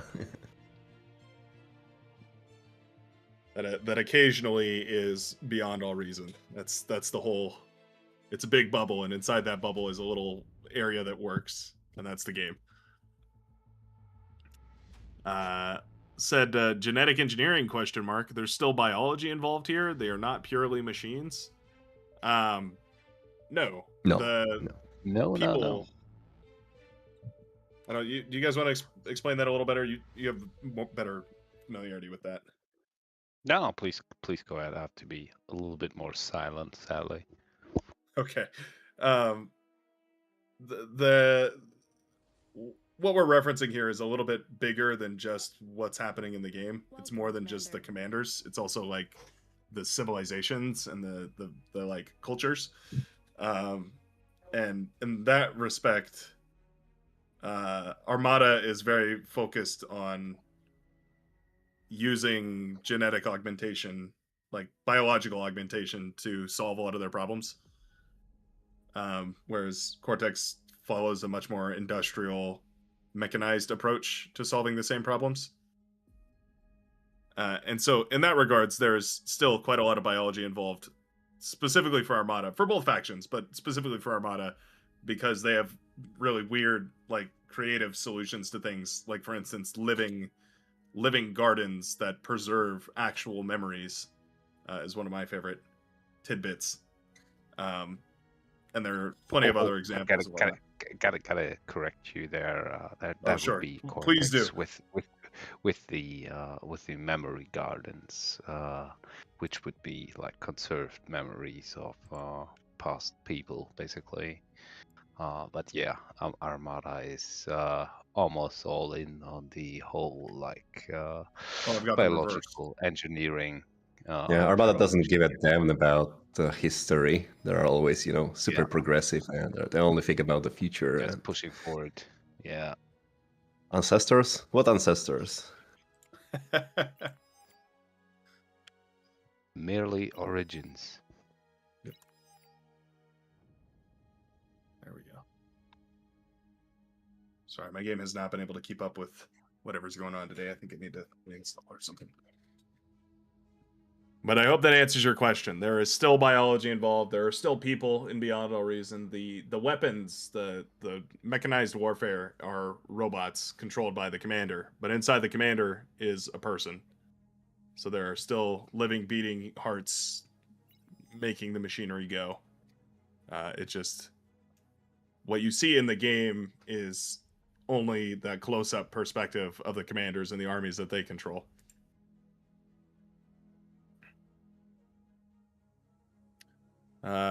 Follow-up question to that one was, is this all historical, or are these civilizations still canonically alive somewhere in the background? If I understand. Historical or what? Is this just like ancient history, or are these civilizations we're referencing still alive in the background?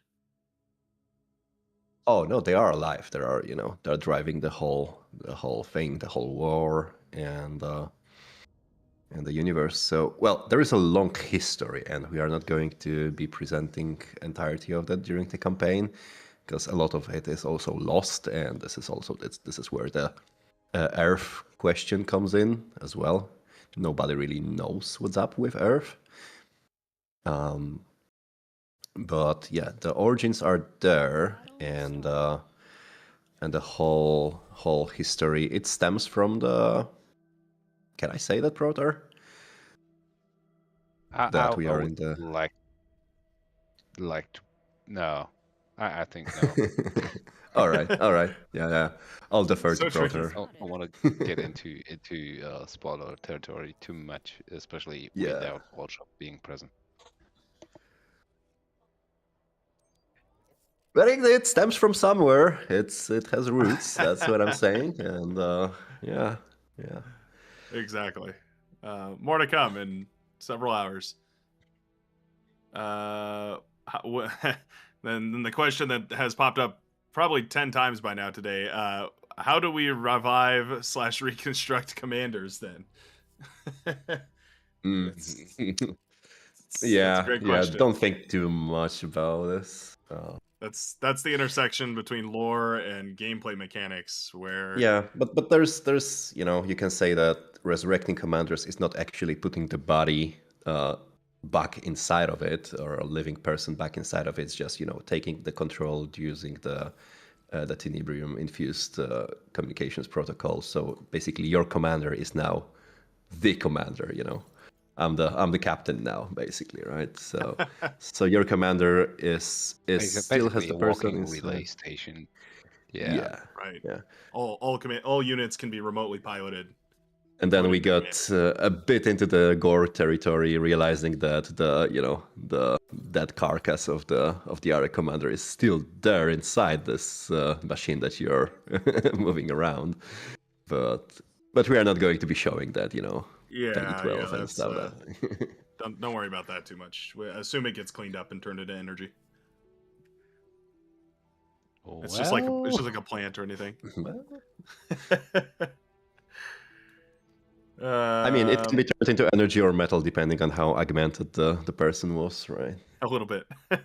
You get one metal and one energy out of it.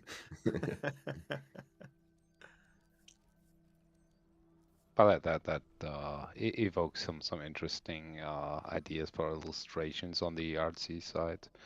like displaying some freaking palm tree, getting a round trip within the cockpit of a commander that has just died. So yeah, I'm taking notes here.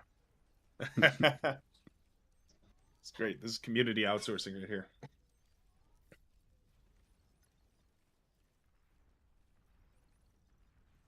It's all inside a simulation to get the real commander, or get the best commander and clone him for real total annihilation. Yeah, that's the actual lore of Beyond All Reason. Is it's just a sim to to train total annihilation commanders. You figured us out. Our grand scheme. No, totally separate, distinct. Total Annihilation is owned. It's a different IP. Has that never heard about this game? Total what? Yeah, this sounds like a ripoff of Beyond All Reason, honestly.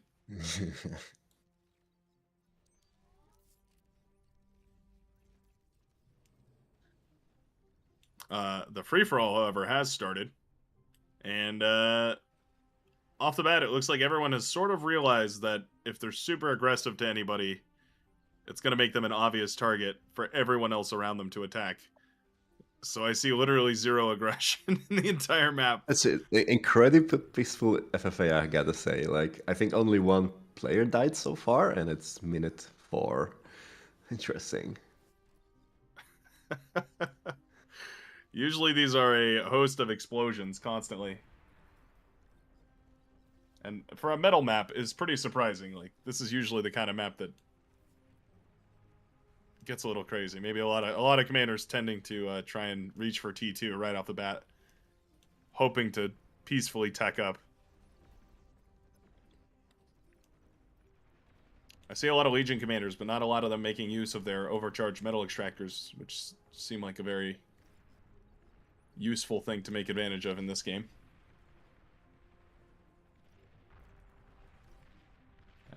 Legion drones getting some value over on the top left-hand side.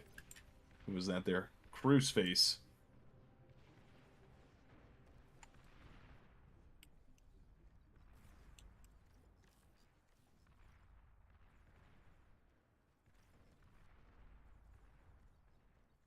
Bio E converters. That's why comms generate 2 metal per second. Yeah, I think that's another one of those like soft locking things so you can still rebuild in the worst of situations.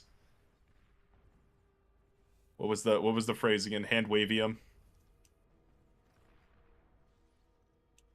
Units under attack. Tech 2 unit detected.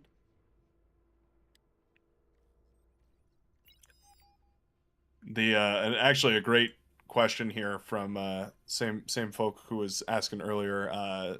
Says, I gotta ask though, if all the units can simply be remotely operated, including commanders, why even put a living person in the commander in the first place?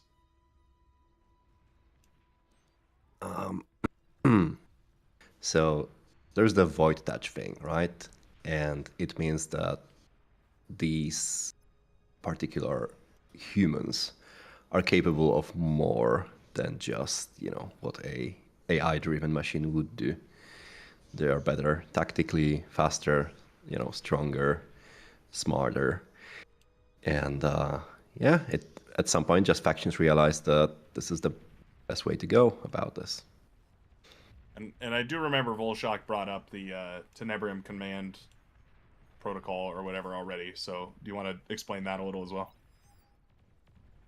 Oh, I wouldn't know enough. Brought up something that's the security that comes with it, not having purely like completely remotely controlled units that would be pretty prone to hacking and controlling compared to a commander in the vicinity directly controlling. Which is pretty funny because it means canonically we do have an explanation for the capture command. Yeah, exactly. And I know. it also, it explains why you cannot capture commanders actually. Which you used to be able to do, but at some point some pesky game designers realized that it would be nice to have a rule in the game design document that says you should always have control over your commander. Because it kind of makes sense, right? and that's why, there's a couple of things that stem from that, like you cannot like transport other player commanders anymore. You have to share the transport and so on. And you cannot EMP the commander as well. Oh yeah, I forgot about that. At one point you could do that, couldn't you? Yeah, you just need some insane amount of EMP, but yeah, you could EMP it, capture it, transport back to your base, and yoink, basically.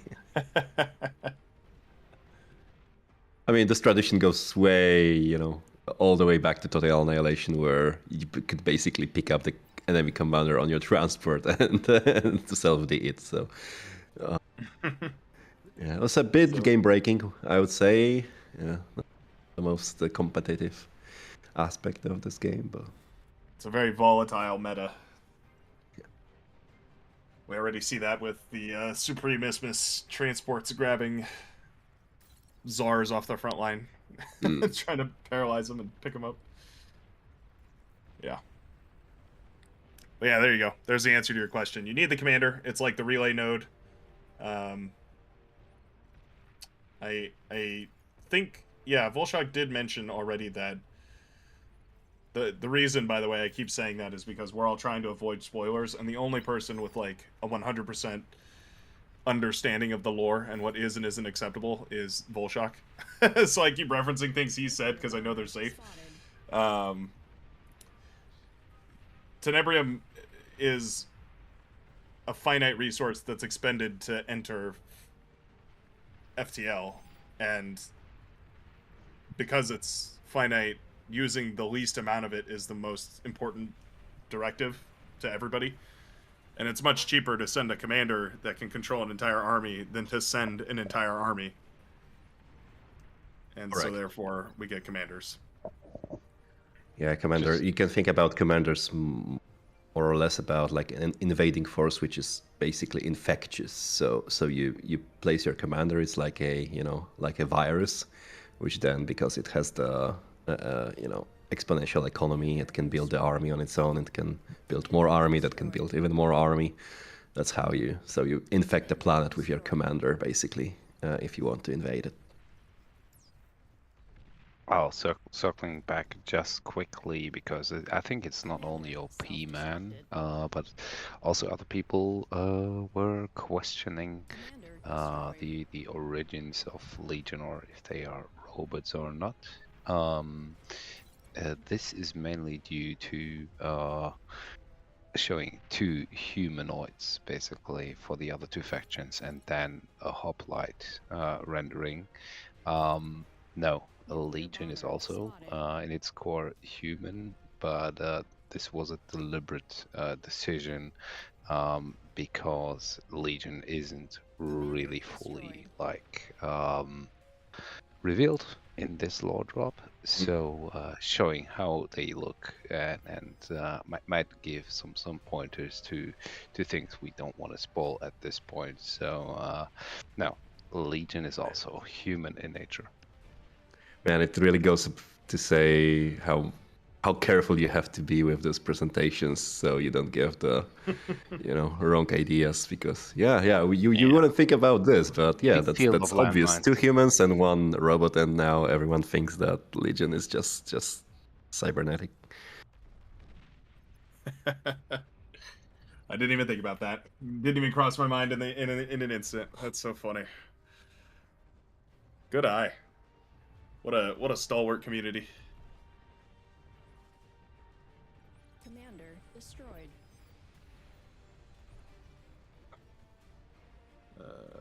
Somebody asked about Legion. Hold on.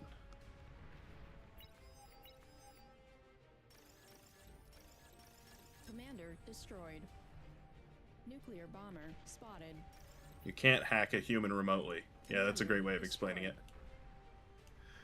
Our free-for-all has finally kicked off. It seems some commanders feeling comfortable to begin fighting in T2. Others still leisurely hanging about.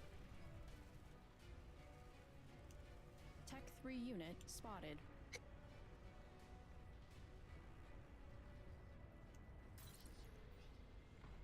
The other interesting note is that Armada and Cortex and Legion. Commander destroyed. Actually, never mind. I can't say that. Long-range napalm launcher. Trying to think of things that I could say that haven't been said already, but I think I can't say that. Gets too far into Legion lore.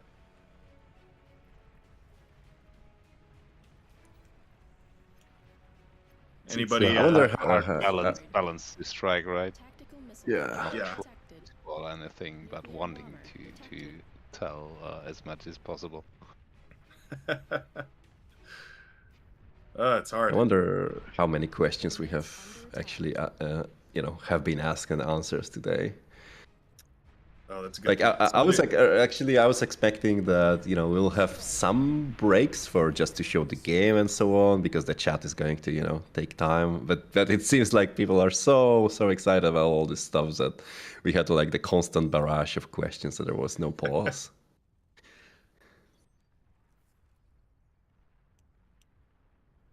It's good. It's good. Everyone's so excited. Commander Which destroyed. is a sign of an awesome community. I want to point out there.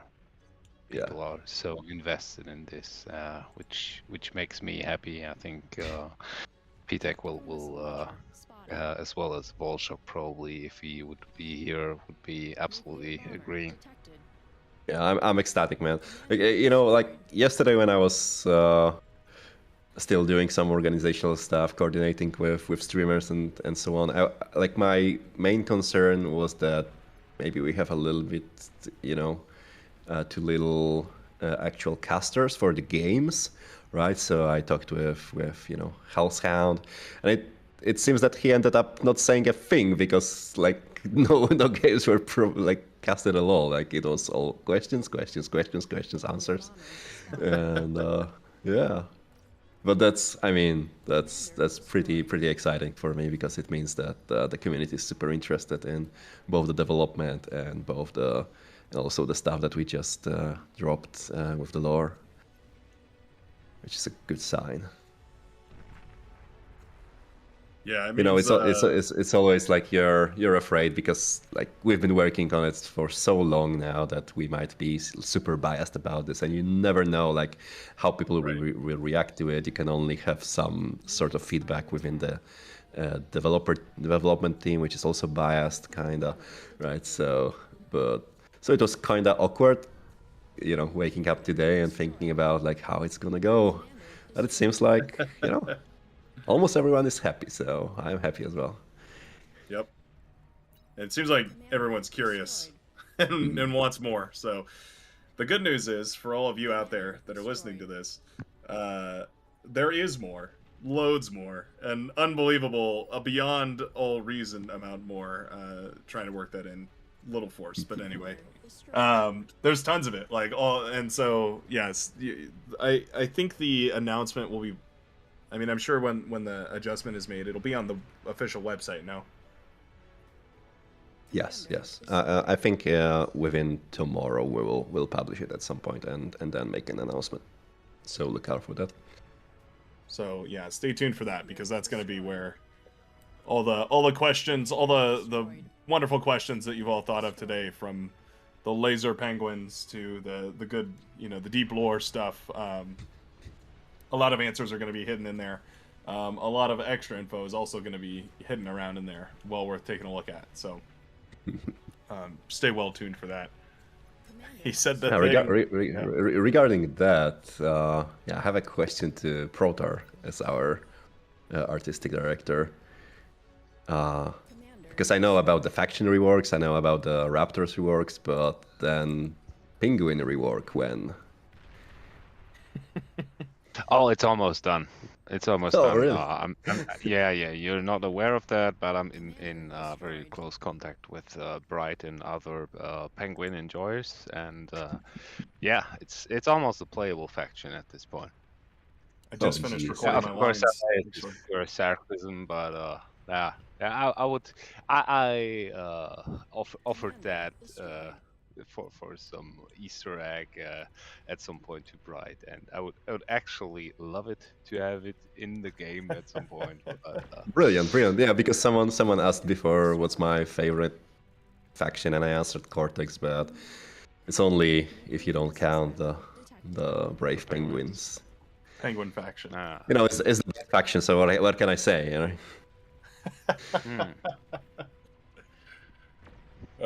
Yeah, it's gonna be good. Before you question that or voice that question, I wanted to point out also, because that was something that came up during the stream a couple of times with awesome folks asking how they could contribute, and I just wanted to point out that it has been a blast to like have people almost contribute involuntarily by questioning lore, or even like voicing their expectations, because this the same goes for some of the visual stuff that sometimes even spark like new thoughts on our side to think about things differently regarding the set like feedback loop that Pitek was talking about. So I just wanted to basically say a big thanks on the behalf of the whole creative team and I guess from the project towards the community, that people are so actively engaged and voicing these things instead of keeping them for themselves. So we can kind of also, as developers, like partake in them and sometimes draw inspiration and question ourselves. So big shout out and thanks to the community. It's a good sanity check, because no matter how many times you reread something, you never know if you've quite got it right. Yeah, But exactly. I mean, that like Pitek said, like it's often you're in this weird situation where because you want to keep things under wraps, basically, you're in a feedback loop potentially without knowing it, and having these insights is quite valuable.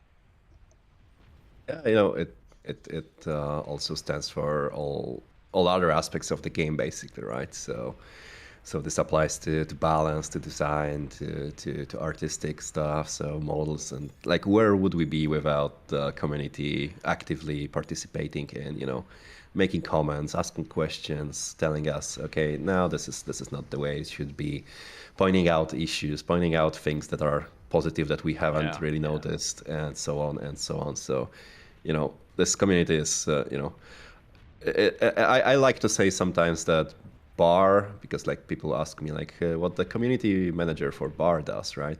And I like to say that Bar is almost not a game with a community, but a community with a game.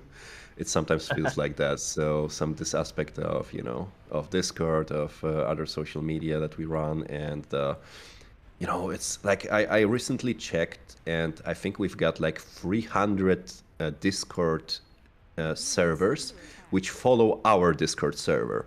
So this is all the, you know, like clans or like you know, tournament Discord servers, some different, you know, sub communities of Bar, some language communities of Bar, and these are only the ones that follow our announcements. So they clicked the, you know, the broadcast button, so they get relate all our announcements from our channel. So this means that, you know, next to our 70k members on our Discord, you have to count, you know, way more, which, you know, is built around this game. But it's also like, I like to say that the game is built around the community more so than the other way around.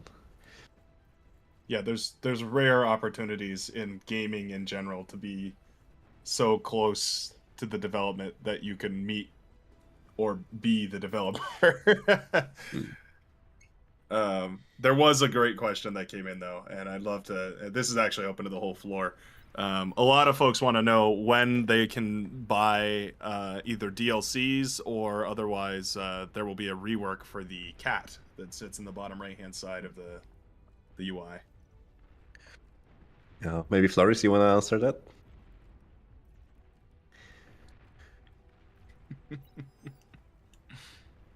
What's the question? When are you planning the cat rework from the cat widget? Because I know that you have some personal connection to it, so I ask you. Yeah, it's the Actually, when I inherited the original game as maintainer, this was the first thing I added to the game. My cat. Really? Wow. Yep. And the next version I brought out I like 2 think weeks Flores has later. his priorities really straight there. Yeah, Yep. yeah. I mean, that's the first thing I do too. So I removed it 2 weeks later, and then people complained they wanted it back. So I put it back. Yeah. you didn't know, but you'd inadvertently defined a staple of RTS gaming for the next, 100 years. Could be. Commander destroyed. I won't play an or the RTS cat game did, now. you know. A lot of people, claim that cats have this sort of power control over us. It's not that we are their, we are their humans. We are not their masters. Right? So. Right. Yeah, we work for them. We just catch the fish that they like. And now PTEX spoiled basically what happened on Earth. Wait. The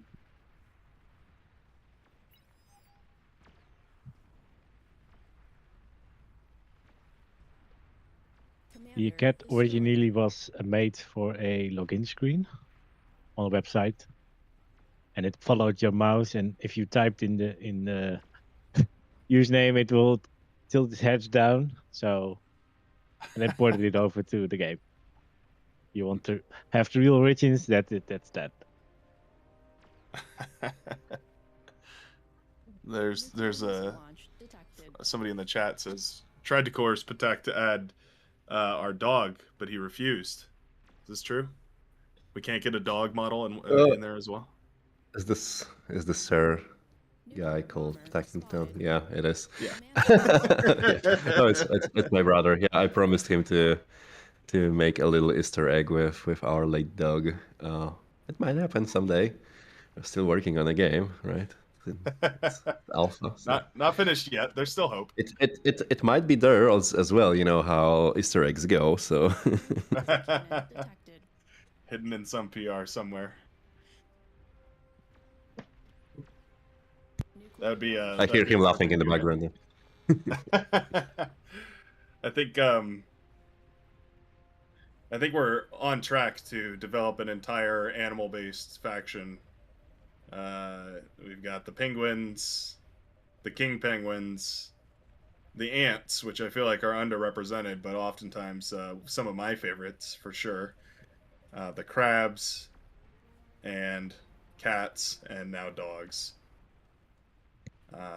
And I feel like it would be a shame to not utilize the cactus as well. We have San Pedros and Peyotes, Units and I feel like it would be, they could certainly be like LLTs, sort of Plants vs. Zombies style static defense towers. There's also Just some spitballing here. potential for I think modes. Since people asked for some underground mechanics a little bit earlier on stream, so yeah, we can do the full range potentially. Perfect. This is what the people want. More lore and playable cats.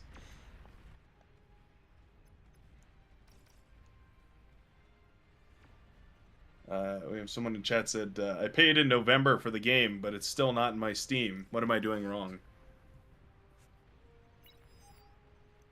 I think you can add the game yourself to Steam, right? Yeah, I think so. Yeah, here we go. That's the Steam release.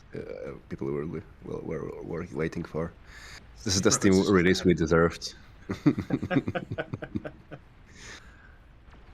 That would be a great April Fool's. Just post a how-to guide to add Beyond All Reason launcher to the Steam app. Link it.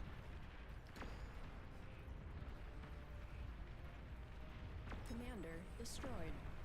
We have a technical question in chat asking about Ryzen support and multi-core CPU support. I don't know. I think that would require a fundamental redefinition of the engine Yeah, that's more of an engine question. We don't have TK around anymore, but I mean, think it runs pretty well on one one core as well. So. Yeah, that's a good point.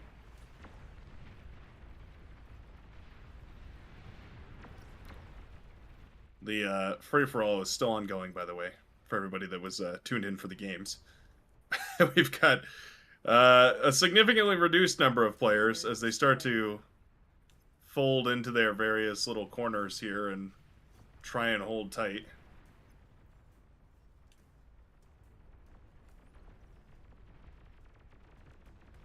Pink burrowing down on the bottom right-hand side with, my goodness, 1, 2, 3, 4, 5, 6 different commanders. Not bad.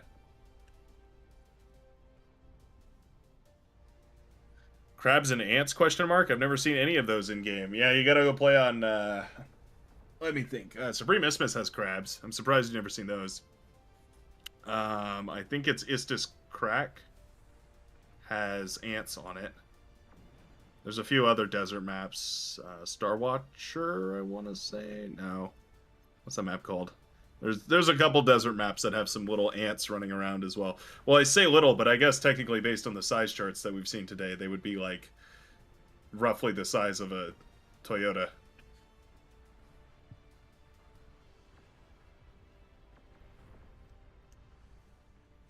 Titan detected. Lore spoiler: Toyota still exists and produces them. They still run. They're still just as reliable. Just Yeah, it's just the sci-fi equivalent of a Helix or Hilux.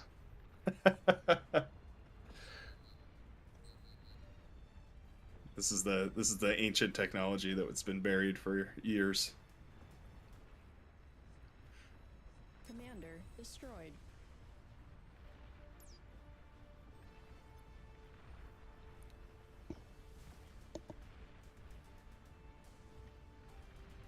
There we are. Is it fine? Have we finally answered all the questions?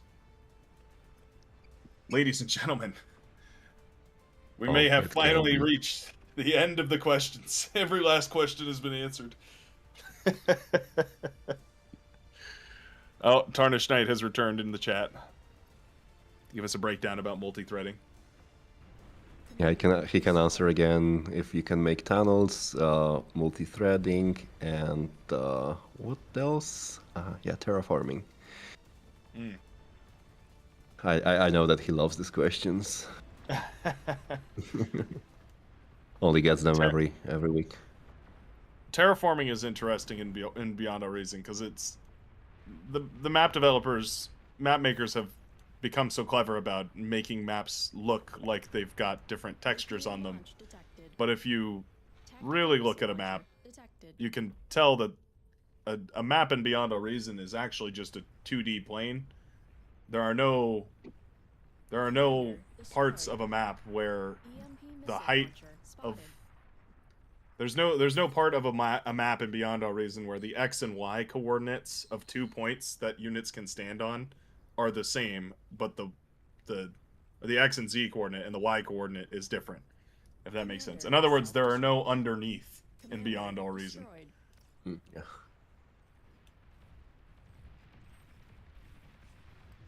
And so when people think of bridges or tunnels, they tend to think of underneath, but the closest you can kind of get is submarines, but those, it's not, it's a fake underneath. It's not a real underneath. Basically, water planes. Exactly, yeah. It's just it's a different plane that is also flat. It's planes all the way down. Except for airplanes. Those, actually, do air work on the same? Because they can change their height, but I guess they try and stay at the same. Yeah, they have like a smooth map of the height that they're trying to reach always, and it's imposed over the landscape. I did like the. I can't remember. I remember seeing a demo a while back of. I don't know if it was a tweak or something, but basically allowed planes a lot more vertical movement, and it sort of encouraged them to dogfight a little bit harder. They would kind of go up and over and around each other. Yeah, it is one thing that we might wanna revisit someday, because our let's say movement engine for players for planes, aircraft overall is like very ancient. This basically goes back to the beginnings of Spring RTS engine. And that means it has some clunky behavior. Like, for example, it's a bit infuriating that you cannot really like tell the plane to go to a place, because it will always overshoot, right? Oh yeah. So I've been asking and I've been asking some of the engine developers as well if we can do something about this, and basically we might do something of a hybrid between the current like jet, like fighter jet behavior for planes and the gunship behavior, where they could lift off and also slow down, and like when they are slowed down, they can maneuver quite a lot more. So it's not, it doesn't really change the balance so much, but it changes the maneuverability, and like basically the sense of control over them gets massively improved. So Right. I think It's this good. would be a nice idea. It would help feel like you're in control of your units, which is important in an RTS. Yeah, it's also sort of something that we advertise a lot, that we have one of the best control schemes in RTS, if not the best one. But then you realize that it doesn't really apply to aircraft so much. But yeah, just play land, and yeah, you're fine. We'll just ignore that asterisk that says best control scheme in RTS minus air. Don't worry about air. Don't think about air. Don't even play air. Play frontline. Blame air. Bit too long for a tagline, I suppose, but. Well, and with the transport rework as well, air seems like it's getting more and more attention. Nuclear missile silo spotted. Yeah, there's a bunch of things, and that you want to do with transports as well. There's like a big project and a small project, and the small project is just some more quality of life and some bug fixes here and there to make like group movement more reliable and stuff like that. But then we kind of realized that there are some games that just do it much better. Like Supreme Commander has a really compelling transport system with ferrying, with like multiple unit transports. And we would like to give it a shot, like try to make this a little bit interesting and maybe make some more types of transports, introduce them into the game. So you have like 4-unit transport, like 8-unit transport, or you can pick up like 2 big units or something like that. But all the systems they require quite a lot of careful thinking and making sure it all plays well, and then it's kind of hard to implement as well. But yeah, at some point you might see a more comprehensive transport rework as well, and if that happens, there's also some opportunity to bring back land transports, maybe sea transports at least, like hovercraft transports and all these other units like that. Right. Yeah, that's been a question for a long time, is why aren't there other types of transports? And frankly, I've never understood the reason you would want them. Like, you can. There's always this thing that you give someone toys and then you take them back and they're gonna rage because it's already been there, and even if it was not very nice to use or whatever, it's like, give me back my transports, right? And and that's why you have to be pretty careful in game development, not to like, even if you're testing things sometimes, and you always risk the you always risk people just getting used to something that you're testing or liking it might more, but then you don't want to put it in the game yet or something, and then you have to take it away. So there's always this back and forth between the players and development team that you have to carefully manage. But yeah. units, just like the cat. Just like the cat. Exactly. Sean says, will you copy Supreme Commander to have the transports carry more than one unit, or be able to have bots fire from the passenger seat? You kind of answered the first part already, but what about that with, units firing out the side, gunship, open door gunship style? We tested that. it was madness. I can just tell you that. Like having the artillery units, which already have very high range, and you can just skirmish back and forth with them. So imagine the negotiators on transports. You can just fly in, shoot, and fly out. I was imagining sharpshooters. You just pack 4 of them in a transport and blow up fusion reactors from miles away and get out before anybody even knows what happened. It sounds like one of those things that basically sounds great until you have to play a game with that. Yes. Yeah, fun to use, but horrible to play against. Usually just not only about like the gameplay or balance implications, but something that people also oftentimes forget is it can add like horrible amounts of clutter to the game visually. Having these things and having somewhat self-explanatory like graphics or visual representation of things is quite important, especially with the amount of units we're trying to display. Like being able to pick up almost any unit type onto a transport, it doesn't help it. So yeah, multi-unit transport already is tricky because it's difficult to know which command you're issuing, and transports kind of behave erratically, and then it all gets stacked on top of each other, so you can't really tell what you actually have in your boat. So and then you have some of the units have vertical lift-off rockets, so it kind of doesn't make sense for them to shoot through the transport, right?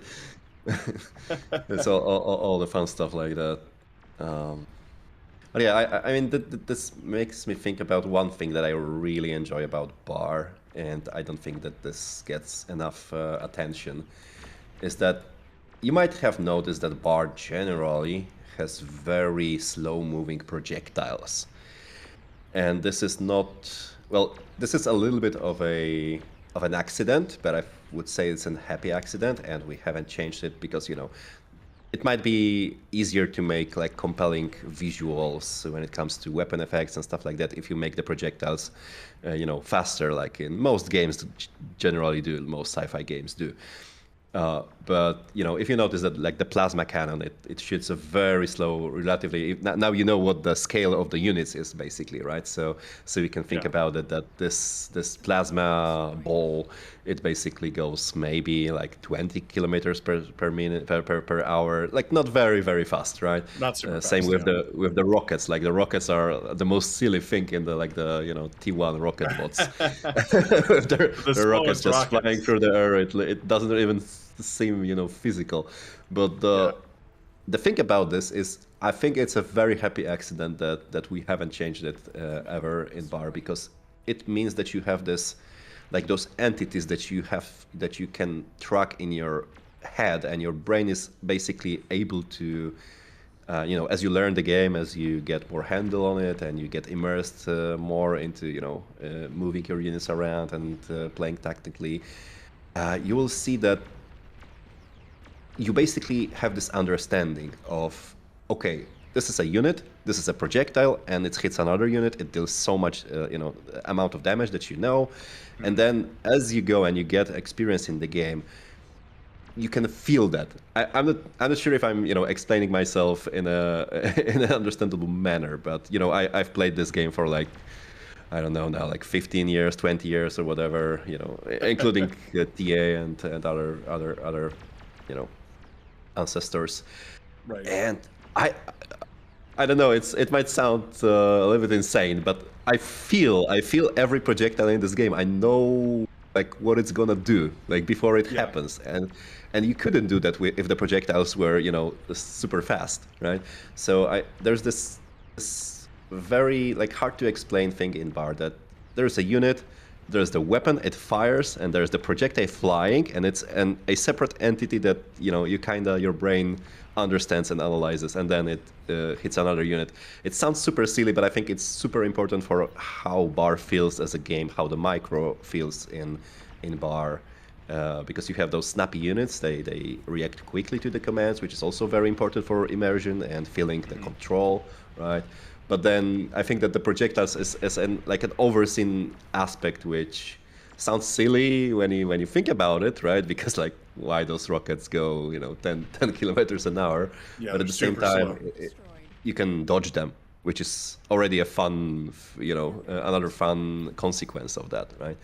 You Yeah. can There's see where they're gameplay gonna around land, it and rather yeah. than just being. Yeah, well, and it's like the anticipation. Like you can. I think that might be what you mean by like you can feel it. Yeah. Because you see a rocket launch out of a tube or something, and then you see it drifting in the air, and the whole time you're thinking like, oh, that's that's headed right for me. Like I got you have to do something about it. Especially with the new update too that added the little targeting reticles on the ground. That's a huge quality of life improvement as well. Just makes that even more menacing.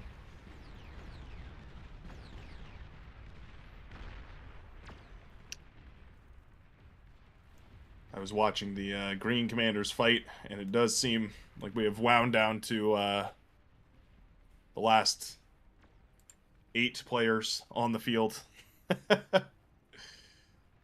Zacruz being one of them, funnily enough.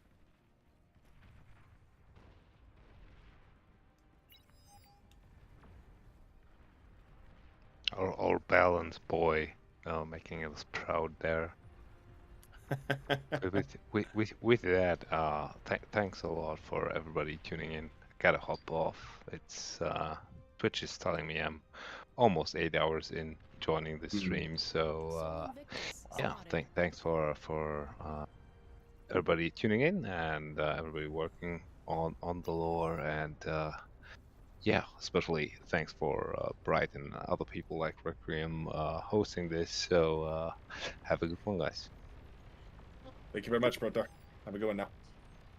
Take care, man.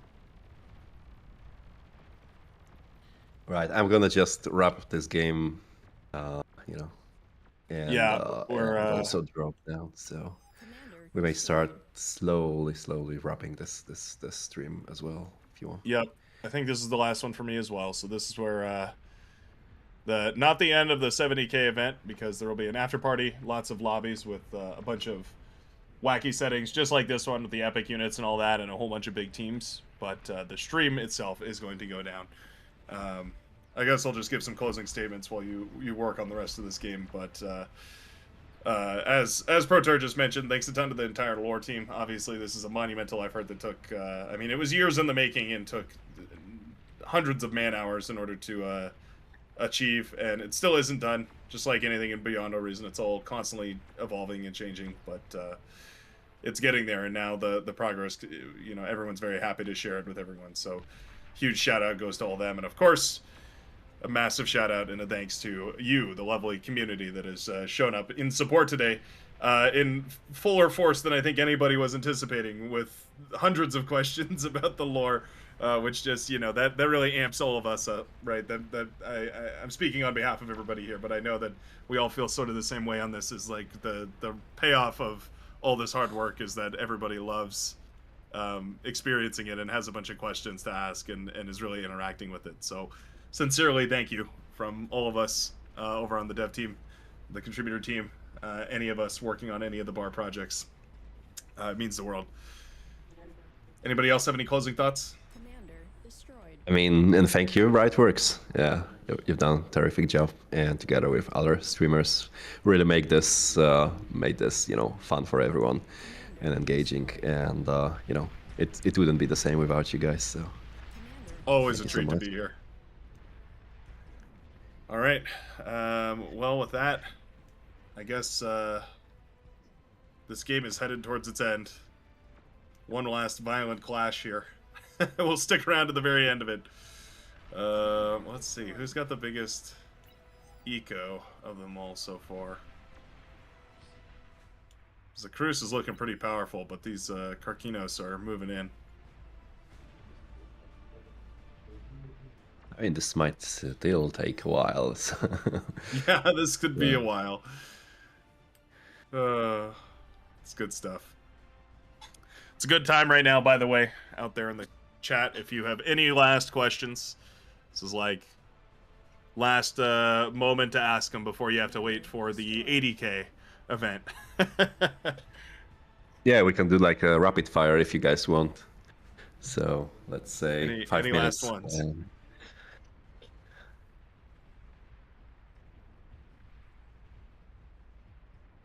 Let's see. No, it seems that we have exhausted the questions. It does seem like it. They're pretty slow. I think everybody's finally I gotten can't their believe that. curiosity out. Any experience growing experience, herbs in tropical environments? Commander, You'll have to consult a book about growing tomatoes for that one. And oh yeah, as Ice has just iterated, the full lore page with all the, I believe it'll have the universe map on it, and as well as some other tidbits and stuff. I say tidbits, it's massive. It's huge and it's a ton of work, but yeah, that's going to be coming out in less than 24 hours. 24 at the maximum hours. And you'll be able to see all that. So in case you're curious and want to learn more, that's where it's going to happen. Will you ever add voice chat? Maybe that's a good last question here. Will what? Sorry. Oh, the question, our final question of the evening: will we ever be adding voice chat to the game? Maybe. I mean, yeah, we've thought about this. There might be some sort of integration either with Steam or Discord at some point where you have you don't have to actually join. You can integrate your Discord account to bar, and then you join the voice chat rooms automatically. And I'm not entirely sure it's a good idea, to be honest, but. It's it's harder to moderate, that's for sure, and it's easier to abuse. So that's one thing that you have to always be careful about. But yeah, I'm getting way too serious with this last question. Yes, it's gonna be there. To open with that. OP Man, which is our moderator, already says, "Please no." Yeah, that's a lot of big reasons not to do that. But in case maybe the takeaway from this is, in case you'd like to cooperate with teammates, go check out the official Beyond a Reason Discord, which I'm sure is linked all over the place on the both of these channels. So if you're watching this and you aren't already a member of the channel, you're watching the 70,000 member celebration, so it seems ridiculous not to go join. Yeah, what are you doing, man?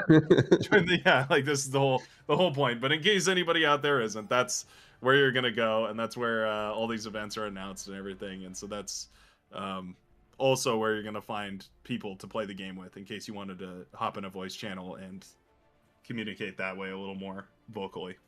I know you also mentioned there's a lot of language translation communities out there as well. I know they're out there. I just don't know where they are, but I would hazard a guess that there's probably a community that speaks your language if you're not a native English speaker, which maybe this message is falling on deaf ears, but either way. Yeah, we have like 5 community servers which are partnered with BAR, or like official language servers. So it's BAR, Francophone. There's Italian. There's one which is shared between, I think, Netherlands and Belgium. And there's Deutsch, and there is Indian. So if you guys wanna check those out, there are also smaller which are not partnered with BAR, but they are pretty easy to find out. Just join the respective language channel in our server, ask around, or ask another compatriots. They will be able to tell you. So yeah, we have a quick question about the fauna here. Everybody's getting their last questions in. Are there animals on planets / maps, or the planets in the universe very bare, stripped of life? BAR actually has a fairly diverse ecological perspective. There's a lot of Mm. plants and animals and weird alien critters. Like there, yeah, I would say life is pretty common in Beyond All Reason. How badly it gets mistreated by the Mhm, commander. mhm. It depends on the area, but basically, when you ask lore about that, what we can tell is that there's a lot of terraforming going on. The terraforming is there because the factions want to settle on a given planet, which is not hospitable at first. So they make it hospitable, and this includes things like planting trees, which are brought back from other planets. So this might kind of explain why many trees in Bar are just basic pine trees or palm trees, which kind of originate from Earth, but I cannot say that yet. But yeah, so expect that a lot of fauna, a lot of flora is also kind of shared between the planets because of just the simple fact of terraforming and trying to inhibit different planets by human beings, organisms, which need this sort of natural habitats. So yep. Yep, I think that's perfectly said. All right. That looks like it's about it. I think we are just about wrapped up here. The only epic Aphis I see is Zacrus's. So I feel like that crowns Zacrus basically the winner. Yeah, that's undisputed. Like, you make the epic Aphis, you're the man. You win, yeah. Pulling ahead with he has 55,000 energy production, but half the structures of all the other players in the game. Very nice. All right, well, I'll be taking my leave from here. Thank you very much for inviting me and having me on. It's always a treat to work with you guys, and I love casting these events. Excited for the 80K event, and tomorrow is going to be a big day as well. Lighting up the main chats with all sorts of discussion about the lore and everything. I wonder, will there be a dedicated chat channel for lore discussion? Oh, there is already. perfect. But you have to grab the development role, and then you'll see. I think it's called naming and lore, basically. So, I guess it's gonna fire up now, quite a lot. Yeah, so. that might get very popular pretty quick. Yeah. So, in case anybody's interested in sharing their thoughts and opinions, because I know that tends to happen. They will. Yeah. I have no doubts about it. Well, we're very happy to Alrighty. hear it. Thanks a lot for the stream. Yep. Thank you very much for putting this whole event on, guys. Thank you, everybody, for coming out, and hope you guys have a fantastic rest of your day. We'll see you again in the very next Beyond All Reason community event. Should be a lot of fun. See you on the battlefield.